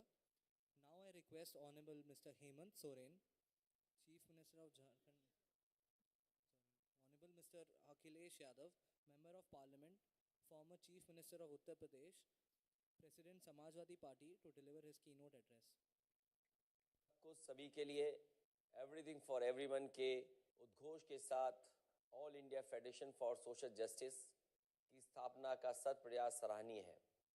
Tamil Nadu के मुख्यमंत्री और DM के माननीय अध्यक्ष Shri M के Stalin ने सामाजिक जागरूकता के लिए जो पहल की है वह सामाजिक न्याय की शक्तियों को एकजुट करने में सार्थक साबित होगी। दक्षिण भारत में श्री पेरियार ने जिस सामाजिक आंदोलन की अलग जगाई उससे अछूता उत्तर भारत भी नहीं रहा था। तमिलनाडु के तत्कालीन मुख्यमंत्री श्री करुणानिधि और उत्तर प्रदेश के तत्कालीन मुख्यमंत्री श्री मुलायम सिंह यादव की भी मुलाकात हुई थी। उन नेताओं की भेंट का ऐतिहासिक और राजनीतिक महत्व कम नहीं आंका जाना चाहिए। डॉक्टर राम मनोहर लोहिया ने जिस सामाजिक न्याय की अनिवार्यता पर बल दिया था, समाजवादी पार्टी की उसके प्रति अटूट प्रतिबद्धता रही है। डॉक्टर लोहिया ने पिछड़ों के लिए संसोपा ने बांधी गांठ, पिछड़े पावे 100 में 60 की सामाजिक व्यवस्था के साथ ही विशेष अवसर के सिद्धांत का भी प्रतिपादन किया था, जो संविधान में आरक्षण का आधार बना। समाजवादी पार्टी समानता, सामाजिक न्याय तथा आत्मसम्मान के लिए लड़ाई में हर कदम पर सहभाग के लिए प्रतिबद्ध है। स्मरणीय है कि समाजवादी पार्टी ने पूर्व रक्षा मंत्री तथा पूर्व मुख्यमंत्री उत्तर प्रदेश नेताजी श्री मुलायम सिंह यादव के नेतृत्व में मंडल कमीशन की रिपोर्ट को लागू कराने के लिए लंबा आंदोलन चलाया था। हजारों समाजवादी कार्यकर्ताओं ने जेल यातनाएं सही, तब जाकर के मंडल कमीशन की रिपोर्ट लागू हो सकी। समाजवादी पार्टी सबके लिए हक और सम्मान चाहती है, इसलिए समाजवादी पार्टी का मानना है कि जब तक सामाजिक न्याय नहीं होगा तब तक ना आर्थिक समानता आएगी और ना ही सामाजिक गिरावट का अंत होगा। समान अवसर और सम्मान के साथ सभी को जीने का अधिकार मिलना चाहिए। शोषण मुक्त समाज की स्थापना ही समाजवाद का ध्येय है। आज आवश्यकता है कि शोषणकारी व्यवस्था की समाप्ति और समता संपन्नता के प्रति के लिए सामाजिक न्याय की शक्तियां संगठित और सशक्त हों। इसके लिए परस्पर विमर्श, कार्यक्रम तथा संघर्ष का रास्ता ही बचता है। समाजवादी पार्टी माननीय मुख्यमंत्री श्री एम के स्टालिन के नेतृत्व में all India federation for social justice की बैठक की सफलता की कामना करती है।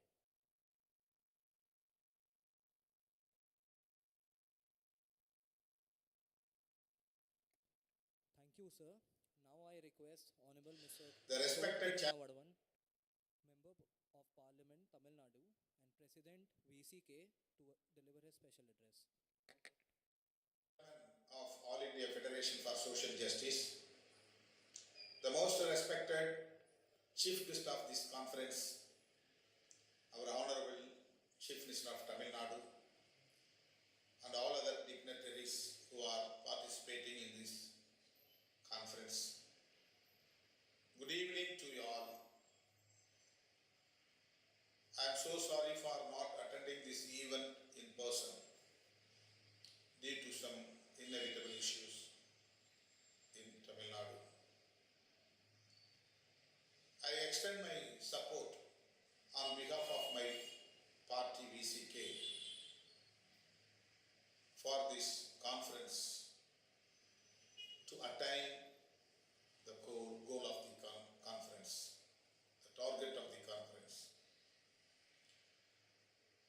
Caste census, women rights and reservations, the pillars of the social justice. This is the topic of this national conference. It is highly appreciable.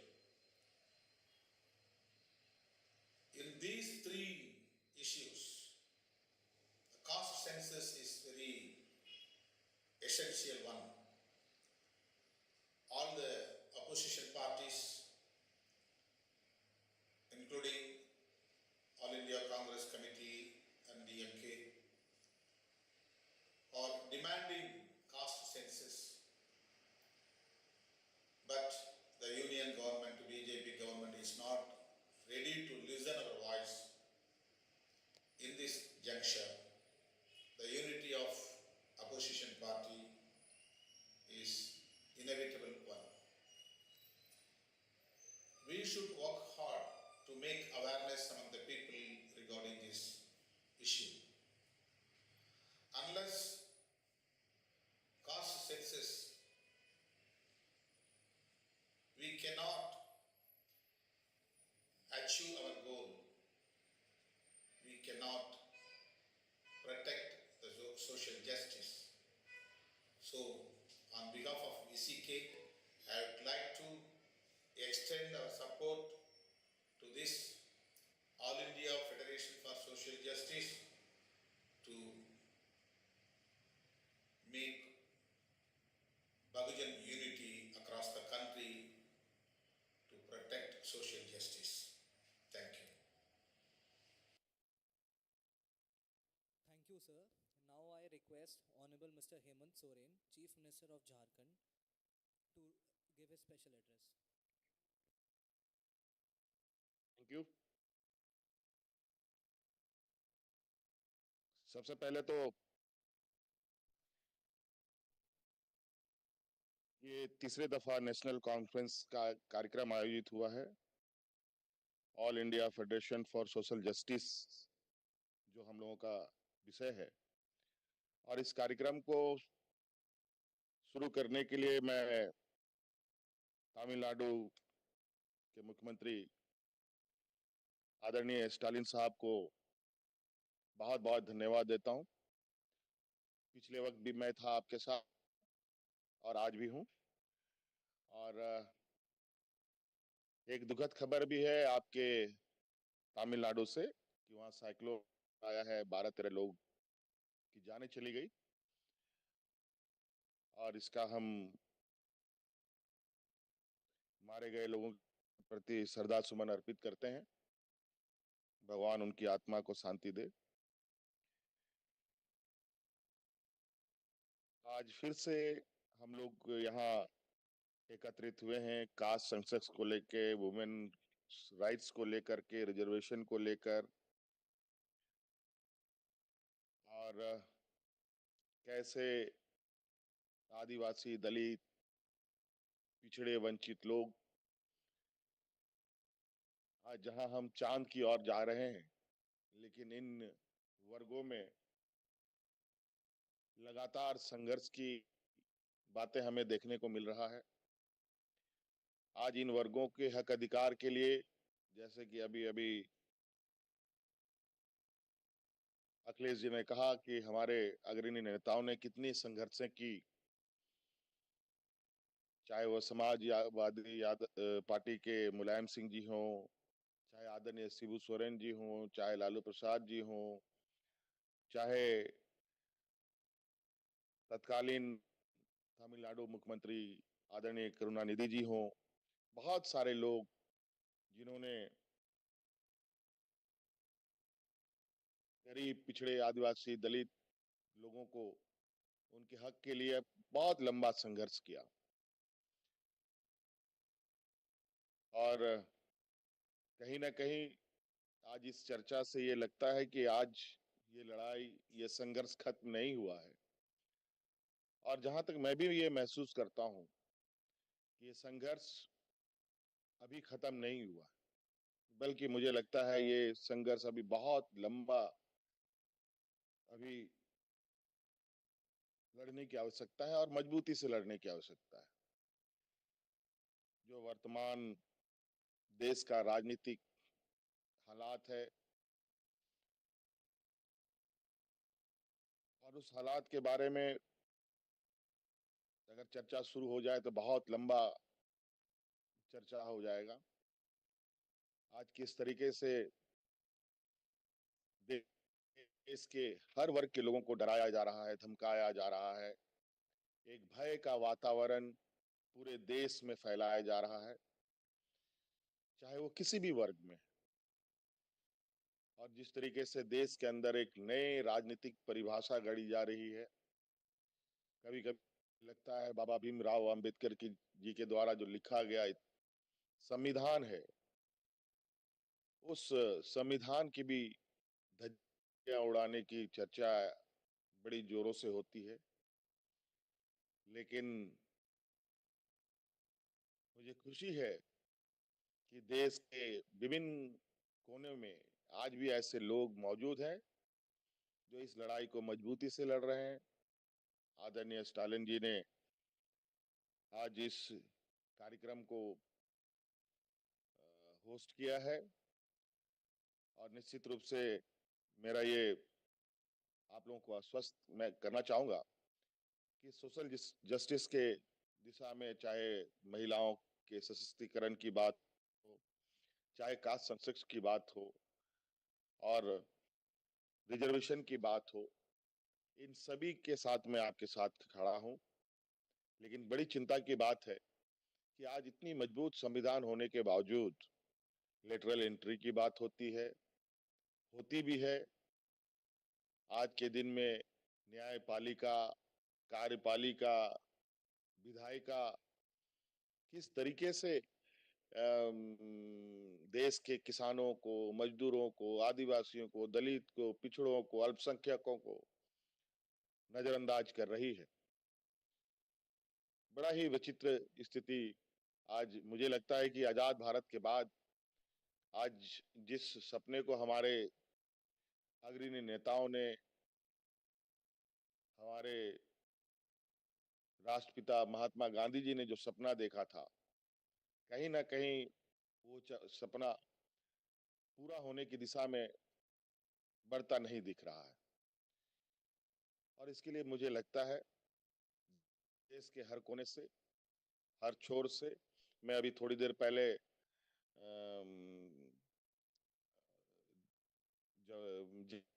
के फारूक अब्दुल्ला जी से की बातें सुन रहा था और आप सब लोगों ने देखा 370 को लेके कितनी हाय तौबा पूरे देश में मचा। आज उस 370 की मार लेह लद्दाख के लोग, वहां के आदिवासी समुदाय के लोग, वहां के पर्यावरण, वहां के जो प्राकृतिक व्यवस्थाएं हैं, वो किस तरीके से टूटता बिखरता दिख रहा है। निश्चित रूप से मुझे लगता है कि ये चर्चा पूरे देश में हर कोने तक पहुंचनी चाहिए। हर व्यक्ति को तक हमें पहुंचने की आवश्यकता है, ताकि देश में जो लोकतंत्र, इस देश का जो अनेकता में एकता का जो इतिहास रहा है, जिसको पूरे दुनिया के लोग हमारे इस ताकत का लोहा मानते हैं, कहीं आज वो ताकत कमजोर करने में कई ताकतें लगी हैं। मुझे लगता है ये बिल्कुल नहीं होने देना चाहिए, नहीं तो आने वाला समय में यहाँ कोई नहीं बचेगा, सिर्फ और सिर्फ एक डर, भय और एक खून खराबा के अलावा कुछ नहीं बचेगा। और जहां लोग लड़ते मरते कटते हैं, आपस में सौहार्द खराब रहता है, वहां की कोई भी स्थिति सामान्य नहीं रहती, हर चीज बिखरती चली जाती है। आज बड़ी मुश्किल से देश को हमारे अग्रणी नेताओं ने सहज के रखा है। हम आशा करते हैं, उम्मीद करते हैं कि इस सोशल जस्टिस के कॉन्फ्रेंस के माध्यम से दूर तलक ये संदेश भेजने में हम लोग कामयाब हों, ताकि इस देश की लोकतंत्र की और इस देश की संविधान को और यहाँ के आदिवासी, दलित, पिछड़े किसानों का, मजदूरों का हम लोग अधिकार बचा पाने में सक्षम हो पाए। आज इस प्रयास के लिए स्टालिन साहब को पुनः मेरी ओर से बहुत बहुत धन्यवाद, शुक्रिया, जोहार। Thank you, sir. Now I invite Dr. Ala Venkateswarlu, President BP Mandal Sena, to deliver his address. Jai Bhim, Jai Pule, Jai Periyar, Jai Mandal. First and foremost, I would like to express my sincere gratitude to Honorable Chief Minister of Tamil Nadu, Sri M.K. Stalin, for his tireless and resolute efforts in securing 27% OBC reservation in All India NEET. His leadership has been instrumental in ongoing social justice movement. However, despite all these efforts, central government has failed to implement reservations in accordance with the spirit of law and guidelines set by the Honorable Supreme Court of India. As a result, the intended benefit for OBC students are being severely undermined. Many meritorious students belonging to OBC, ST, SC categories who are fully eligible to get seat in open competition are being forced to reservation category. Because of this, there is no difference between cutoff marks of general category and OBC. For example, in 2024 NEET All India Quota admissions, OBC cutoff mark is 555. General category cutoff rank is also 555. EWS cutoff mark is only 550. Then what is the benefit of reservations for OBCs? The current form of EWS reservation system is not acceptable. The existing EWS system is vertical. Vertical EWS reservation should be converted into horizontal reservation. By converting vertical EWS reservation system into horizontal reservation system, all underprivileged students will benefit. To address these grave injustices and uphold principles of social justice, a case has been filed in Supreme Court of India by Rajya Sabha member Sri P. Wilson Garu against the unfair treatment of students from reserved categories in NEET All India Quota. Without active support of political parties, we can't achieve social justice. Therefore, I urge all political parties to stand with the social justice movement in this fight against central government anti-reservation policies. I would like to extend my gratitude to everyone. I sincerely thank All India Federation for Social Justice for giving me this wonderful opportunity. Thank you. Jai Bhim, Jai Mandal, Jai Pule, Jai Periyar. Thank you, sir. Now I request Honorable Professor M.H. Jawahirullah, Member of Legislative Assembly, Tamil Nadu, and President MMK to deliver his address. Respected Tamil Nadu's Chief Minister Thalapathy M.K. Stalin, respected Senior Counsel and Member of Parliament, as well as Convener of All India Federation for Social Justice, through P. Wilson, leaders from various political parties participating in the Third National Conference organized by All India Federation for Social Justice. Predominantly, I feel that caste census is essential and the union government should initiate steps immediately to enumerate a caste-based census. Peter Drucker once famously said, Only what gets measured gets managed. The problems of social groups that have been historically discriminated against, be it by caste, religion, race, gender, disability, etc., cannot be resolved without collecting data group identity wise. Doing so is not a capitulation to identity politics, but a vital step towards informed policy making and inclusive development. Constitutionally mandated policies of social justice, which include reservation in education, public employment, as well as in electoral constituencies, cannot be pursued effectively without detailed caste-wise data. Even though the Constitution uses the word class instead of caste, various rulings of the Supreme Court have held caste as a relevant criterion, sole criterion or dominant criterion for defining a backward class, and have demanded detailed caste-wise data for upholding reservation policies. A socio-economic caste census can help assess the impact of reservations on OBCs and identify the relative deprivation of some castes.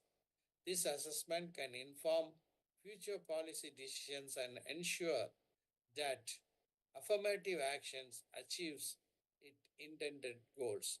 According to the 7th schedule of the Constitution, the census is under the domain of the Union government. State governments conducting their own caste census could be against the constitutional spirit and create conflicts between the center and state. That is the reason why our Honorable Tamil Nadu CM has consistently insisted that the Union government should take initiatives for caste census. This conference will definitely throw light on the need for caste census as well as reservation for women and other deprived sections. Certainly, social justice, for establishing social justice, reservation is an important pillar, and a caste-based census has the potential to provide valuable data for social justice and policy formulation. A balanced approach with robust safeguards and a focus on using the data to promote equality and social cohesion is very much needed.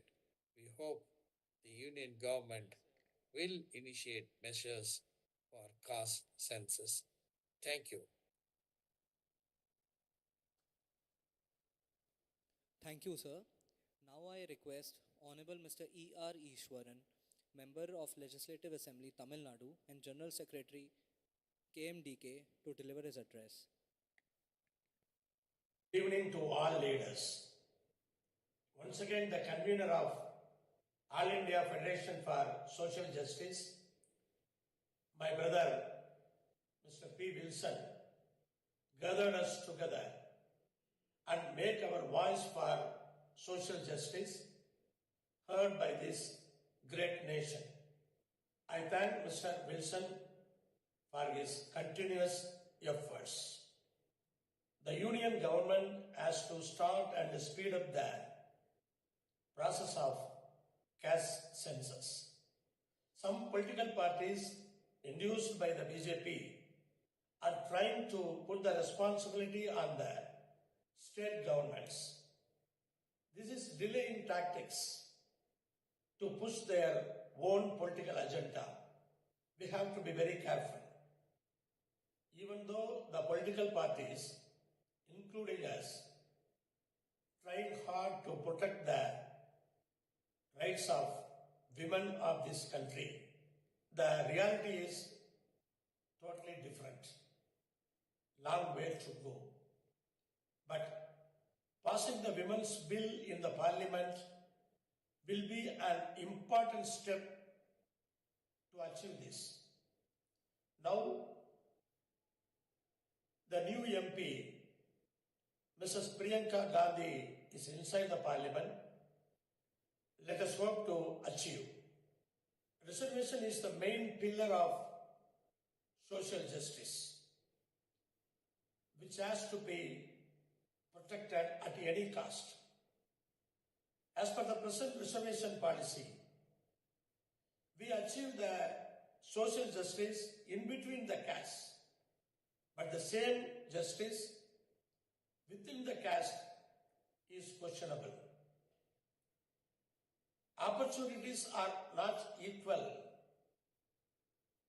for the rich and poor families in the same caste. We have to work out a new mechanism which will give equal platform for the all families in a particular caste. Once again, I thank all for this great opportunity, particularly my brother P. Wilson for this opportunity. Thank you all. Thank you, sir. Ladies and gentlemen, now we have a short film showcasing the impact of the Dravidian movement on the cause of social justice in Tamil Nadu.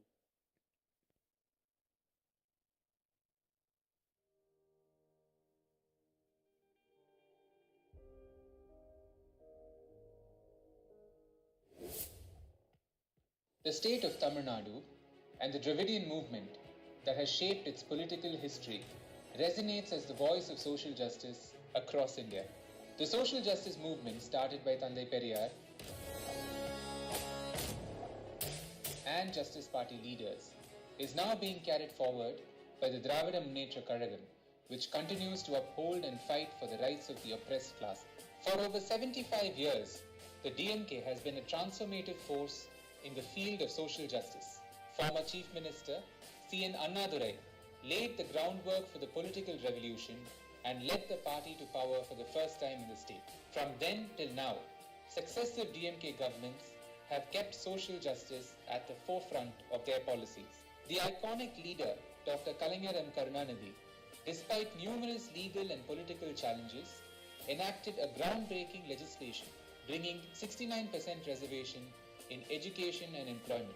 He devoted 5 decades of this political life to the cause of social justice. His legacy is now being carried forward by our Honorable Chief Minister, Sir M.K. Stalin, who is admired as a People's Chief Minister for his dedication, hard work, and people-centric approach. Chief Minister Stalin's fight for social justice did not begin yesterday. He participated alongside Dr. Kalaignar M. Karunanidhi in various protests and marches right from his youth, and till today continues to give voice to the voiceless. Now, Tamil Nadu is marching into its 4th year under his leadership, and the achievements are a long list indeed. His first signature as Chief Minister, a scheme called Kalaignar Vidiyal Scheme, was aimed at alleviating the burden on women. This scheme has transformed the lives of millions, including senior citizens and transgender persons. This program is now seen as the face of social justice in Tamil Nadu. Our Chief Minister's revolutionary Dravidian model of governance implements programs targeted towards the socially and educationally backward classes, ensuring that everything reaches everyone equally. Everything for everyone is not only the motto of his Dravidian government, but also the founding motto of the All India Federation for Social Justice. Social justice is also gender justice. The Chief Minister's path-breaking schemes such as Magalir Urimai Thogai, providing financial assistance to women family heads, Pudumai Pen, supporting education of college-going girls, and Tamil Pudalvan scheme, providing financial support for students excelling in Tamil medium schools, are examples for other states. These schemes have uplifted millions of families through education and basic universal income. The Pudumai Pen scheme, for instance, has become a ladder for thousands of students to access higher education. Similarly, the Tamil Thalapathy scheme has benefited over 300,000 students, fostering a significant revolution in Tamil Nadu's education system.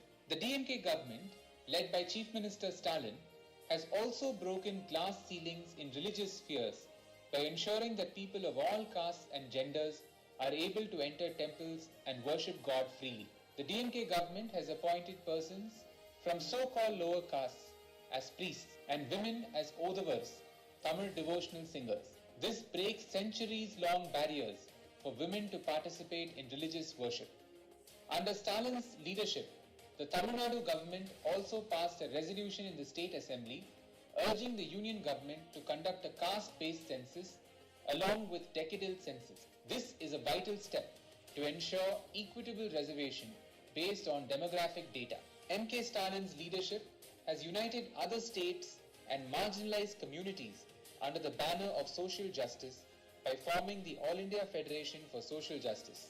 This historic initiative, coordinated by Rajya Sabha MP P. Wilson, annually brings together leaders from across states to amplify demands for social justice nationwide. One of MK Stalin's notable legal victories include securing 27% reservation for OBC students in medical admissions, achieved through a long legal battle led by senior advocate and MP P. Wilson. This triumph has paved the way for a brighter future for thousands of students across India every year.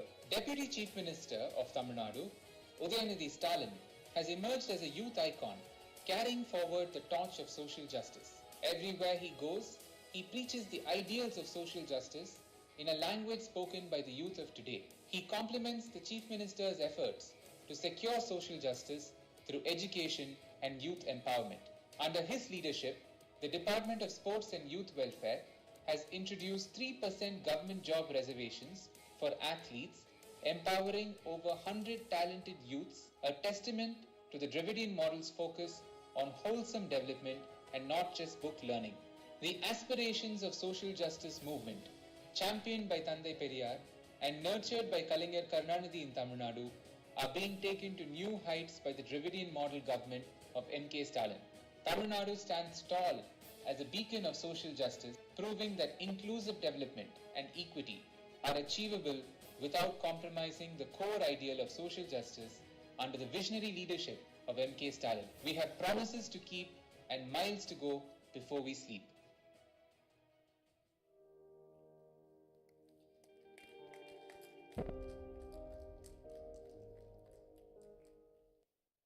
Now I invite Honorable Mr. Justice Virendra Singh Yadav, former judge of Allahabad High Court, to deliver his vote of thanks.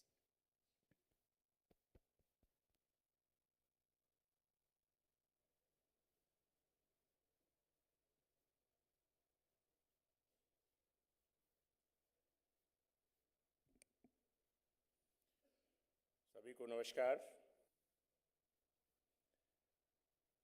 Respected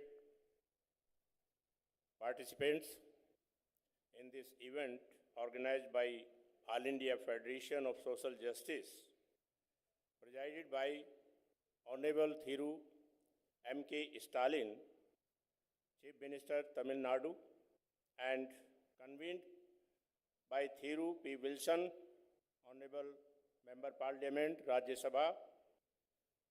I, Justice Virendra Singh Yadav, founder, Samajik Chetna Foundation, extend my regards, gratitude, and thanks to all the worthy, respected participants online and offline, as well as the audience discussing and deliberating their views on the topics caste census, women's rights, and reservation.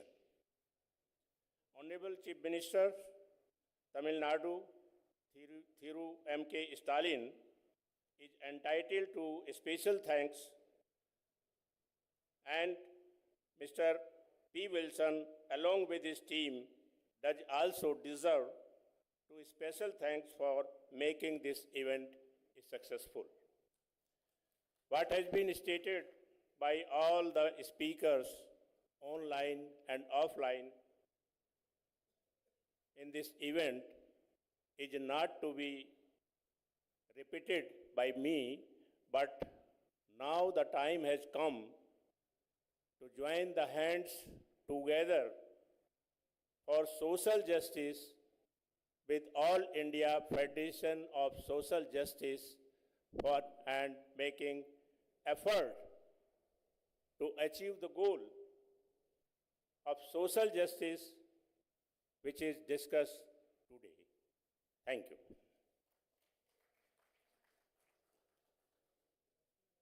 Thank you, sir, for the wonderful vote of thanks. Now I request the dignitaries and the audience to rise for the national anthem.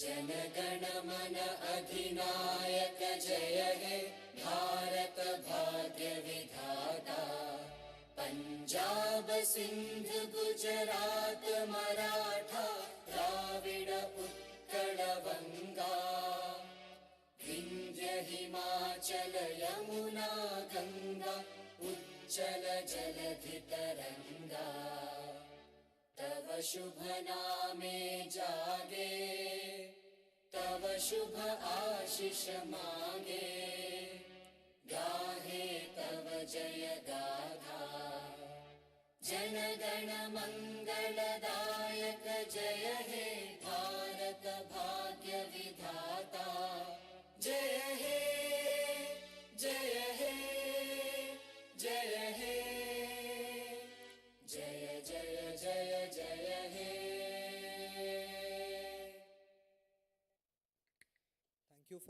Thank you all for joining us at the third national conference of the All India Federation of Social Justice. Your presence and participation has turned this conference into success.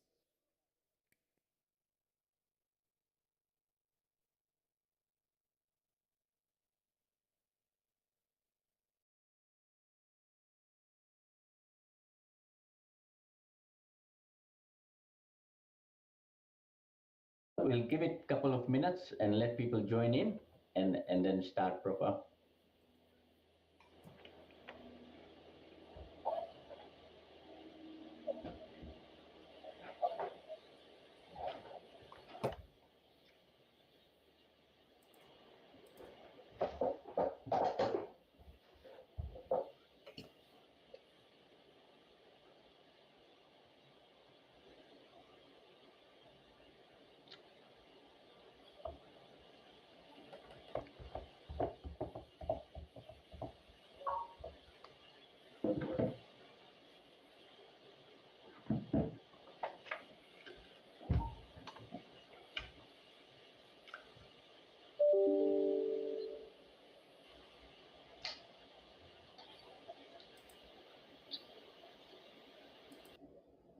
All right, I think we are ready to kick off. We've got a number of people who have started and a few people are still joining, but that's all right. We've got a lot of content to cover, so in interest of time, we'll kick off. Thanks everyone for joining us for today's webinar, which is a CFO's Guide to Sustainability Reporting with IBM and Envizi. And we are really glad that we've got the two powerhouses of Envizi here joining us today to present on the product. So today we've got Anne and Zolt. Zolt, if you don't mind going to the next slide, which is our more details about our presenters. So for those of you who don't know me, I'm Amendra. So I run Octane Software Solutions. So we are an IBM Gold partner based here in Sydney, service all of Australia. And today we've got Anne, who I've known for a long time, but we finally met at the last Tech Exchanges and we're both IBM champions. So we managed to sort of find a common ground, and she's currently chasing a passion around the ESG reporting. So we sort of found it a natural combination to combine our sort of expertise and her expertise, and this is what the result of that is. So she's been around, she knows IBM products really well. She's been around TM1, she's been around Envizi, and we're really glad to have you. We attended her presentation at the Tech Exchange, which was probably one of the most well-attended Envizi seminar that I've been to, and it was really exciting and really intriguing, and hopefully we'll get to see a bit of that today. And again, joining us is Zolt. He's a PhD, so obviously he brings a lot of expertise in this space, And we're really looking forward to understand a bit more about how ESG reporting is coming into play and what effect it will have on the finance teams, on the CFOs in the coming days. We all know that the regulations are in draft mode and about to be come into play in Australia very soon. And nothing spares a CFO into action like a regulatory requirement. So will be interesting to see how it goes. So with that, I'll hand over to Anne and Zol to take us away. Thank you.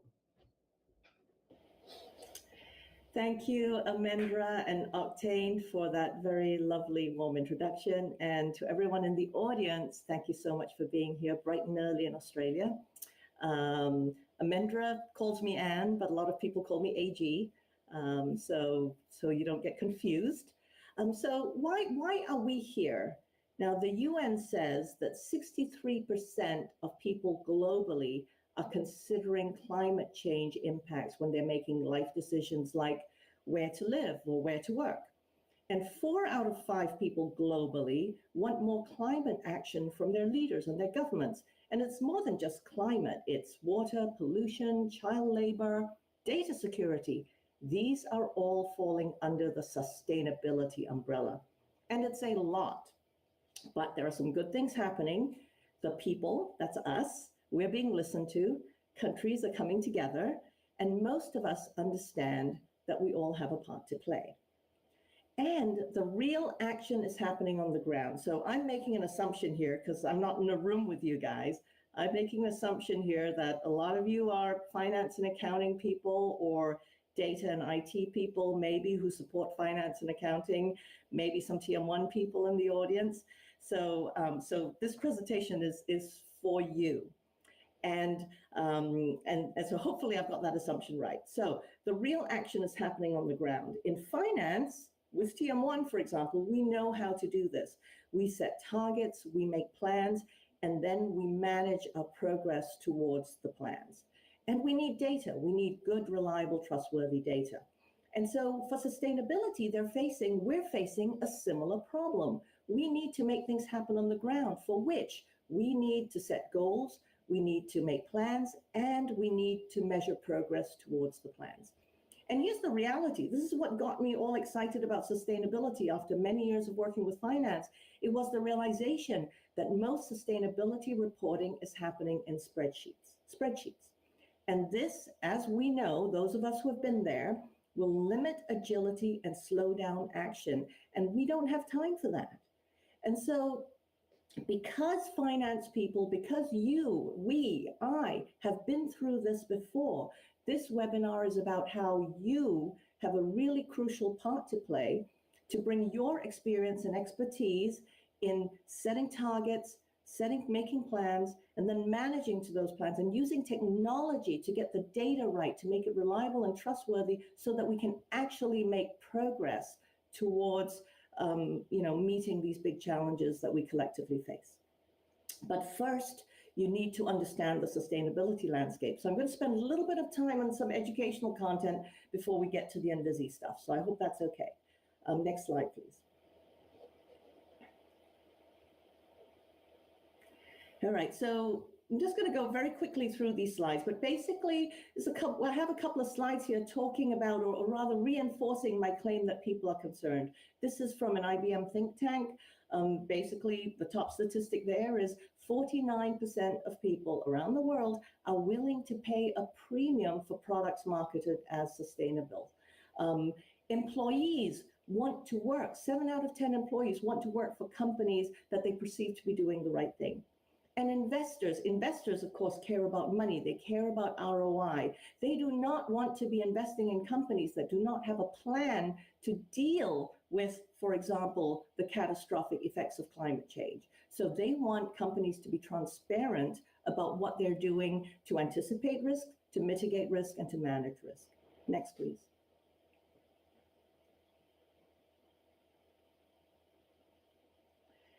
And so CEOs care as well. This is also from the IBM think tank. And basically, they're pointing out that CEOs are buying into sustainability because they're seeing opportunities for growth, for savings, and to improve the view of their company, as a whole.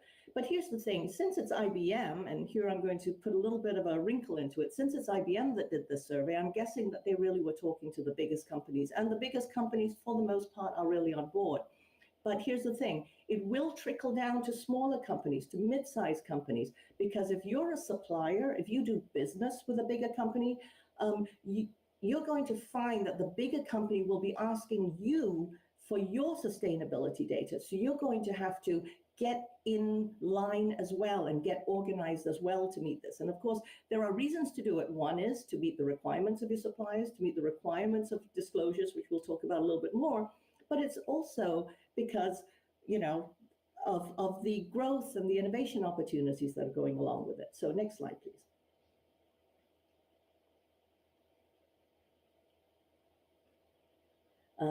So this slide has really got a lot on it. We can share the slides later and you can read it at your leisure. But basically, it highlights 4 of the main stakeholders that are putting pressure on companies around sustainability topics. Next slide, please.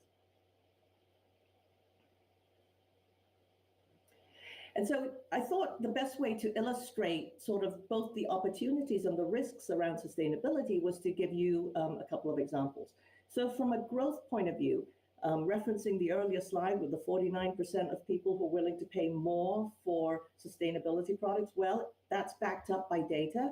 It turns out that products marketed as sustainable are enjoying much higher growth rates than conventional products. So if you're a company that has products and you're looking for ways to grow, sustainability is a direction that you're going to want to look at. Next, please.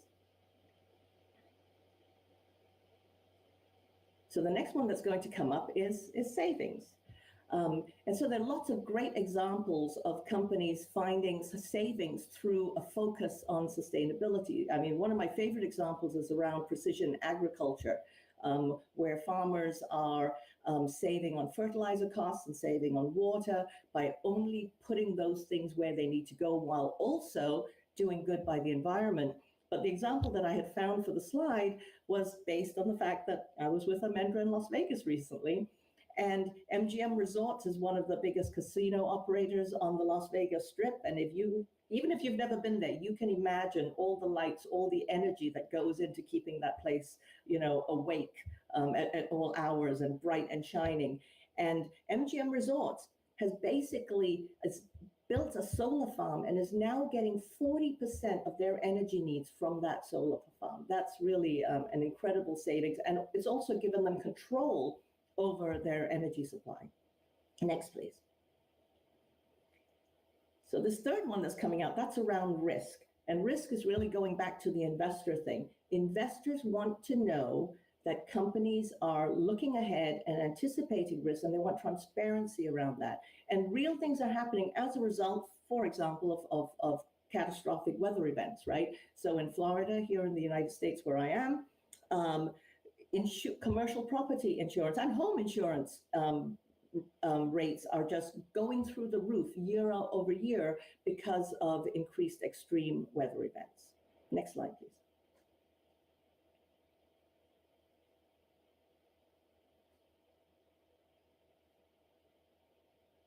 So, so this really kind of summarizes that story, right? Where you have businesses feeling pressure for different reasons from all these different stakeholders. And please go to the next slide. And so what's happening is that because things are not moving fast enough, and because we're all, greatly concerned, more and more pressure is coming on to governments to actually make things happen. And as Amendra said earlier, there's nothing that gets a CFO's attention more than, more than new disclosures. So now what's happening is that an increasing number of jurisdictions are basically starting to mandate disclosures, particularly around climate. It doesn't mean there aren't concerns with all the other sustainability metrics, but we're kind of starting with climate because that's really the big one. And investors are really looking for decision useful disclosures around climate, as I mentioned earlier. Next slide, please. So that was like a little bit of the macro. Let's kind of bring it down a little bit. And I want to just relate this a little bit to the world that we all know, right? The world of financial reporting. And so what you see here are just some bullet points around how in the world of finance, we have metrics like revenue and growth and profits, and we report on these metrics and income statements and balance sheets and cash flows.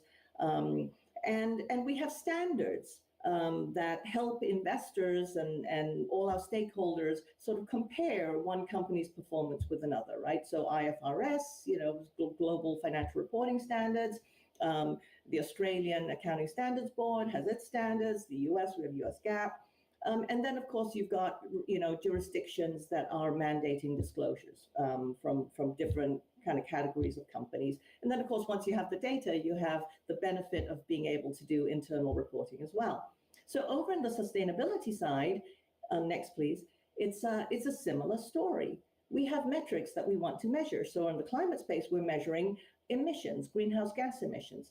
We're setting goals for net zero. I'm sure you've seen companies, maybe your own company has set net zero goals or carbon reduction goals of some kind, and I'll define those a bit better in a minute. And we have sustainability and ESG reports, which I'll also define better in a minute. And there's a whole range of standards, just like there are standards in the accounting and financial reporting worlds, there's a whole bunch of standards in the sustainability world. And this is where it starts getting a little bit complicated, because some of these standards have been around for a long time and many companies have been reporting to them for a long time. But a lot of them are really complementary to each other. So for example, the Greenhouse Gas Protocol governs something called carbon accounting, and carbon accounting is really how we report on emissions, and we're going to learn a little bit more about it in a minute. But the Greenhouse Gas Protocol is the method for carbon accounting that's used by pretty much all the other standards. And then, of course, we've got the EU, and we've got Australia, and we've got the state of California in the US, all starting to mandate disclosures. Next slide, please. So before I go too much further, I do want to sort of explain this whole ESG thing. So ESG is just an acronym, and it's basically an acronym that describes groupings of metrics. So when we talk about sustainability as a whole, ESG metrics are the way in which we measure our progress on sustainability, the same way we count money to measure our progress on our financial metrics, right? So E stands for environmental, and that includes things like greenhouse gas emissions and biodiversity and water and all that kind of stuff. Social is quite a broad one. It covers things like gender pay equity and child labor and data security, as I mentioned earlier, retention rates, employee retention rates, health and safety things. And then governance would be things like executive pay, board composition, and so on. So there are tens of metrics in each of these categories, but we're going to use greenhouse gas emissions as our case study because that is the one that's showing up on the mandatory disclosures. So on the left-hand side is the Australian AASB S2, which is coming into effect in January 1st, 2025. Now, it is staggered. So it doesn't mean that you might be sitting here saying, oh my God, I didn't know we had to do this already next year. You may not have to do it because only the biggest companies are having it rolled out for next year. And then sort of mid-sized companies the following year in 2026, and then smaller companies the year after that. And it's focused on climate, which is emissions, which we're going to talk more about. Next, please. And then there's also AASB S1, which is a voluntary standard. And both of these, by the way, are based on IFRS standards, which, frankly, some companies may already have been reporting to in the past on a voluntary basis. And so if they've done that, then really this is just a matter of tightening up your processes and getting it more sort of audit ready. Because, of course, now the new thing is that the CFO has to sign off on this stuff. Next slide, please. So this slide has got a lot on it. We're going to be focusing on the left-hand side, which is the carbon accounting standard for corporate. The right-hand side is really just to introduce the idea that it's also possible to do carbon accounting at a product level. Some companies are doing it, but it's a complex topic, very fascinating topic. So I hope one day I'll be able to tell you more about that. But let's just focus on the left-hand side, the carbon accounting.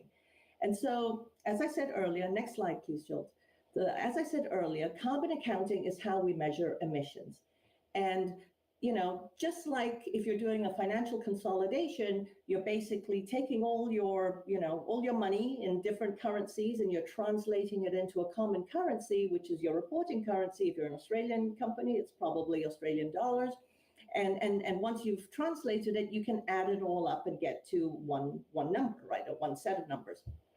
And so that's the analogy that I want to use for emissions reporting, where, next slide, please. In emissions, what we want to do is we want to take all our greenhouse gas emissions, whether it's methane or carbon dioxide or, PFCs or whatever it is, and we want to convert them all using a translation rate called an emission factor, convert them all into a standard unit of kilogram CO2 equivalents or ton CO2 equivalents. So obviously kilograms and tons have a relationship with each other. And so basically it's the same kind of logic. So in this example, we've got 100 MMBTU. I can't remember, MM is like million something something, B is British, T is thermal, and U is unit, right? So MMBTUs of natural gas, which is composed of three different greenhouse gases, and then each of those have their own multiplication factor that you would use to get to the 58.5 kilogram CO2 equivalents. Next slide, please. Now, the other thing about carbon accounting is that the emissions are divided up into scopes. So we have scope 1, scope 2, and scope 3. Scope 1 is pretty straightforward, is what you burn yourself. So you put petrol in your car and you drive it, you burn that fuel, and that's your scope 1 emissions. Scope 2 emissions is basically your electricity bills. You're paying a utility to burn something, you get the electricity, that's scope 2. Next slide, please. So scope 3 is the one that's really giving people more heartburn, because scope 3 includes your upstream and downstream emissions. So this is stuff, represents data that may be outside your control, but it's really, really important data. So for example, for scope 3, if you make cars, if that's your business, then some of your scope 3 will be the emissions produced in making the steel that you purchase, right? So now you have to get data from your steel supplier. And then on the other side, your downstream emissions would be the lifetime emissions produced by every car that you manufacture. So that's your downstream. So you can probably estimate that one. But depending on the industry you're in, the business that you're in, it can be very different. Next, please, Schultz. And here we see there's a list of 15 categories for scope 3 emissions. Next slide, please. And so the thing about scope 3 is there are difficulties on a couple of fronts, and there's a lot of difficulties around data availability and data quality. And guess what? You do have to report all of this stuff, and it has to meet certain audit standards. So this is, again, why people are getting stressed, and that's partly why we're doing this presentation today, because we're going to show you how you can help manage this.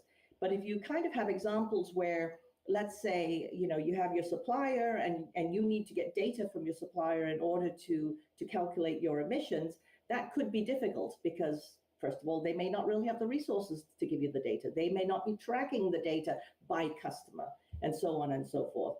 On the plus side, though, the carbon accounting standards do allow for a certain amount of estimation. So the last line on this table here gives you an example with spend-based emission calculation, where basically you look at your invoices and you make some assumptions about how many miles of travel or how much fuel this amount of invoicing means, and then from there you'll translate it into emissions. And of course, there's also a concept of you being able to improve the accuracy of your data over time. But remember, you don't only want this data to be accurate from the point of view of your mandatory reporting, you also want it to be accurate from the point of view of having good data to make good business decisions with. Next, please. So my next slide, I think, has got, we'll share these slides, but it gives you an example of the breadth of data sources and systems that you're pulling data from for sustainability reporting. And this is one of the areas where sustainability reporting is more complex than financial reporting. Next, please, Schultz. But at the end of the day, As I said earlier, most of this work is being done in Excel, and that is seriously limiting. And this is why we're very happy to introduce you to Envizi. Over to you, Zsolt.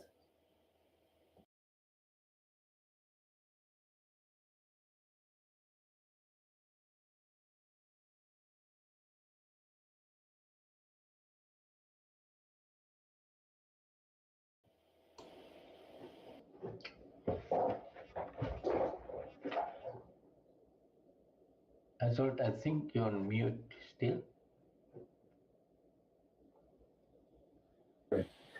Sorry about that. Thank you. So first Okay, let's go back நம்ம then. பார்க்க போகிறோம் அது என்னென்ன அப்படின்னா Sorry. So my name is Zsolt Bolic, and I try to give you a brief overview. Can you hear me now? Can you hear me now? Oh, okay. Sorry. So, IBM Envizi is a world-class sustainability performance manager software. With Envizi, clients could harness the power of data, analytics, and insights to transition to a low-carbon future and meet sustainability goals. Envizi was established in Australia, actually, 17 years ago, and IBM acquired it in 2022.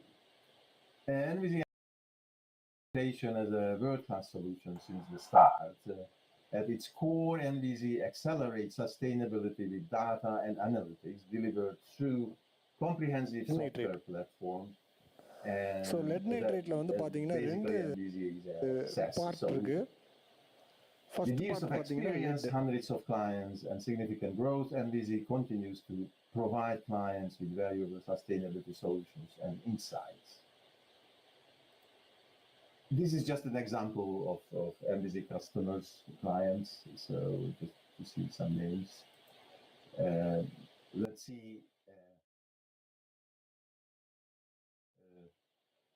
First of all, regardless of where the sustainability and ESG journey. As previously mentioned, a key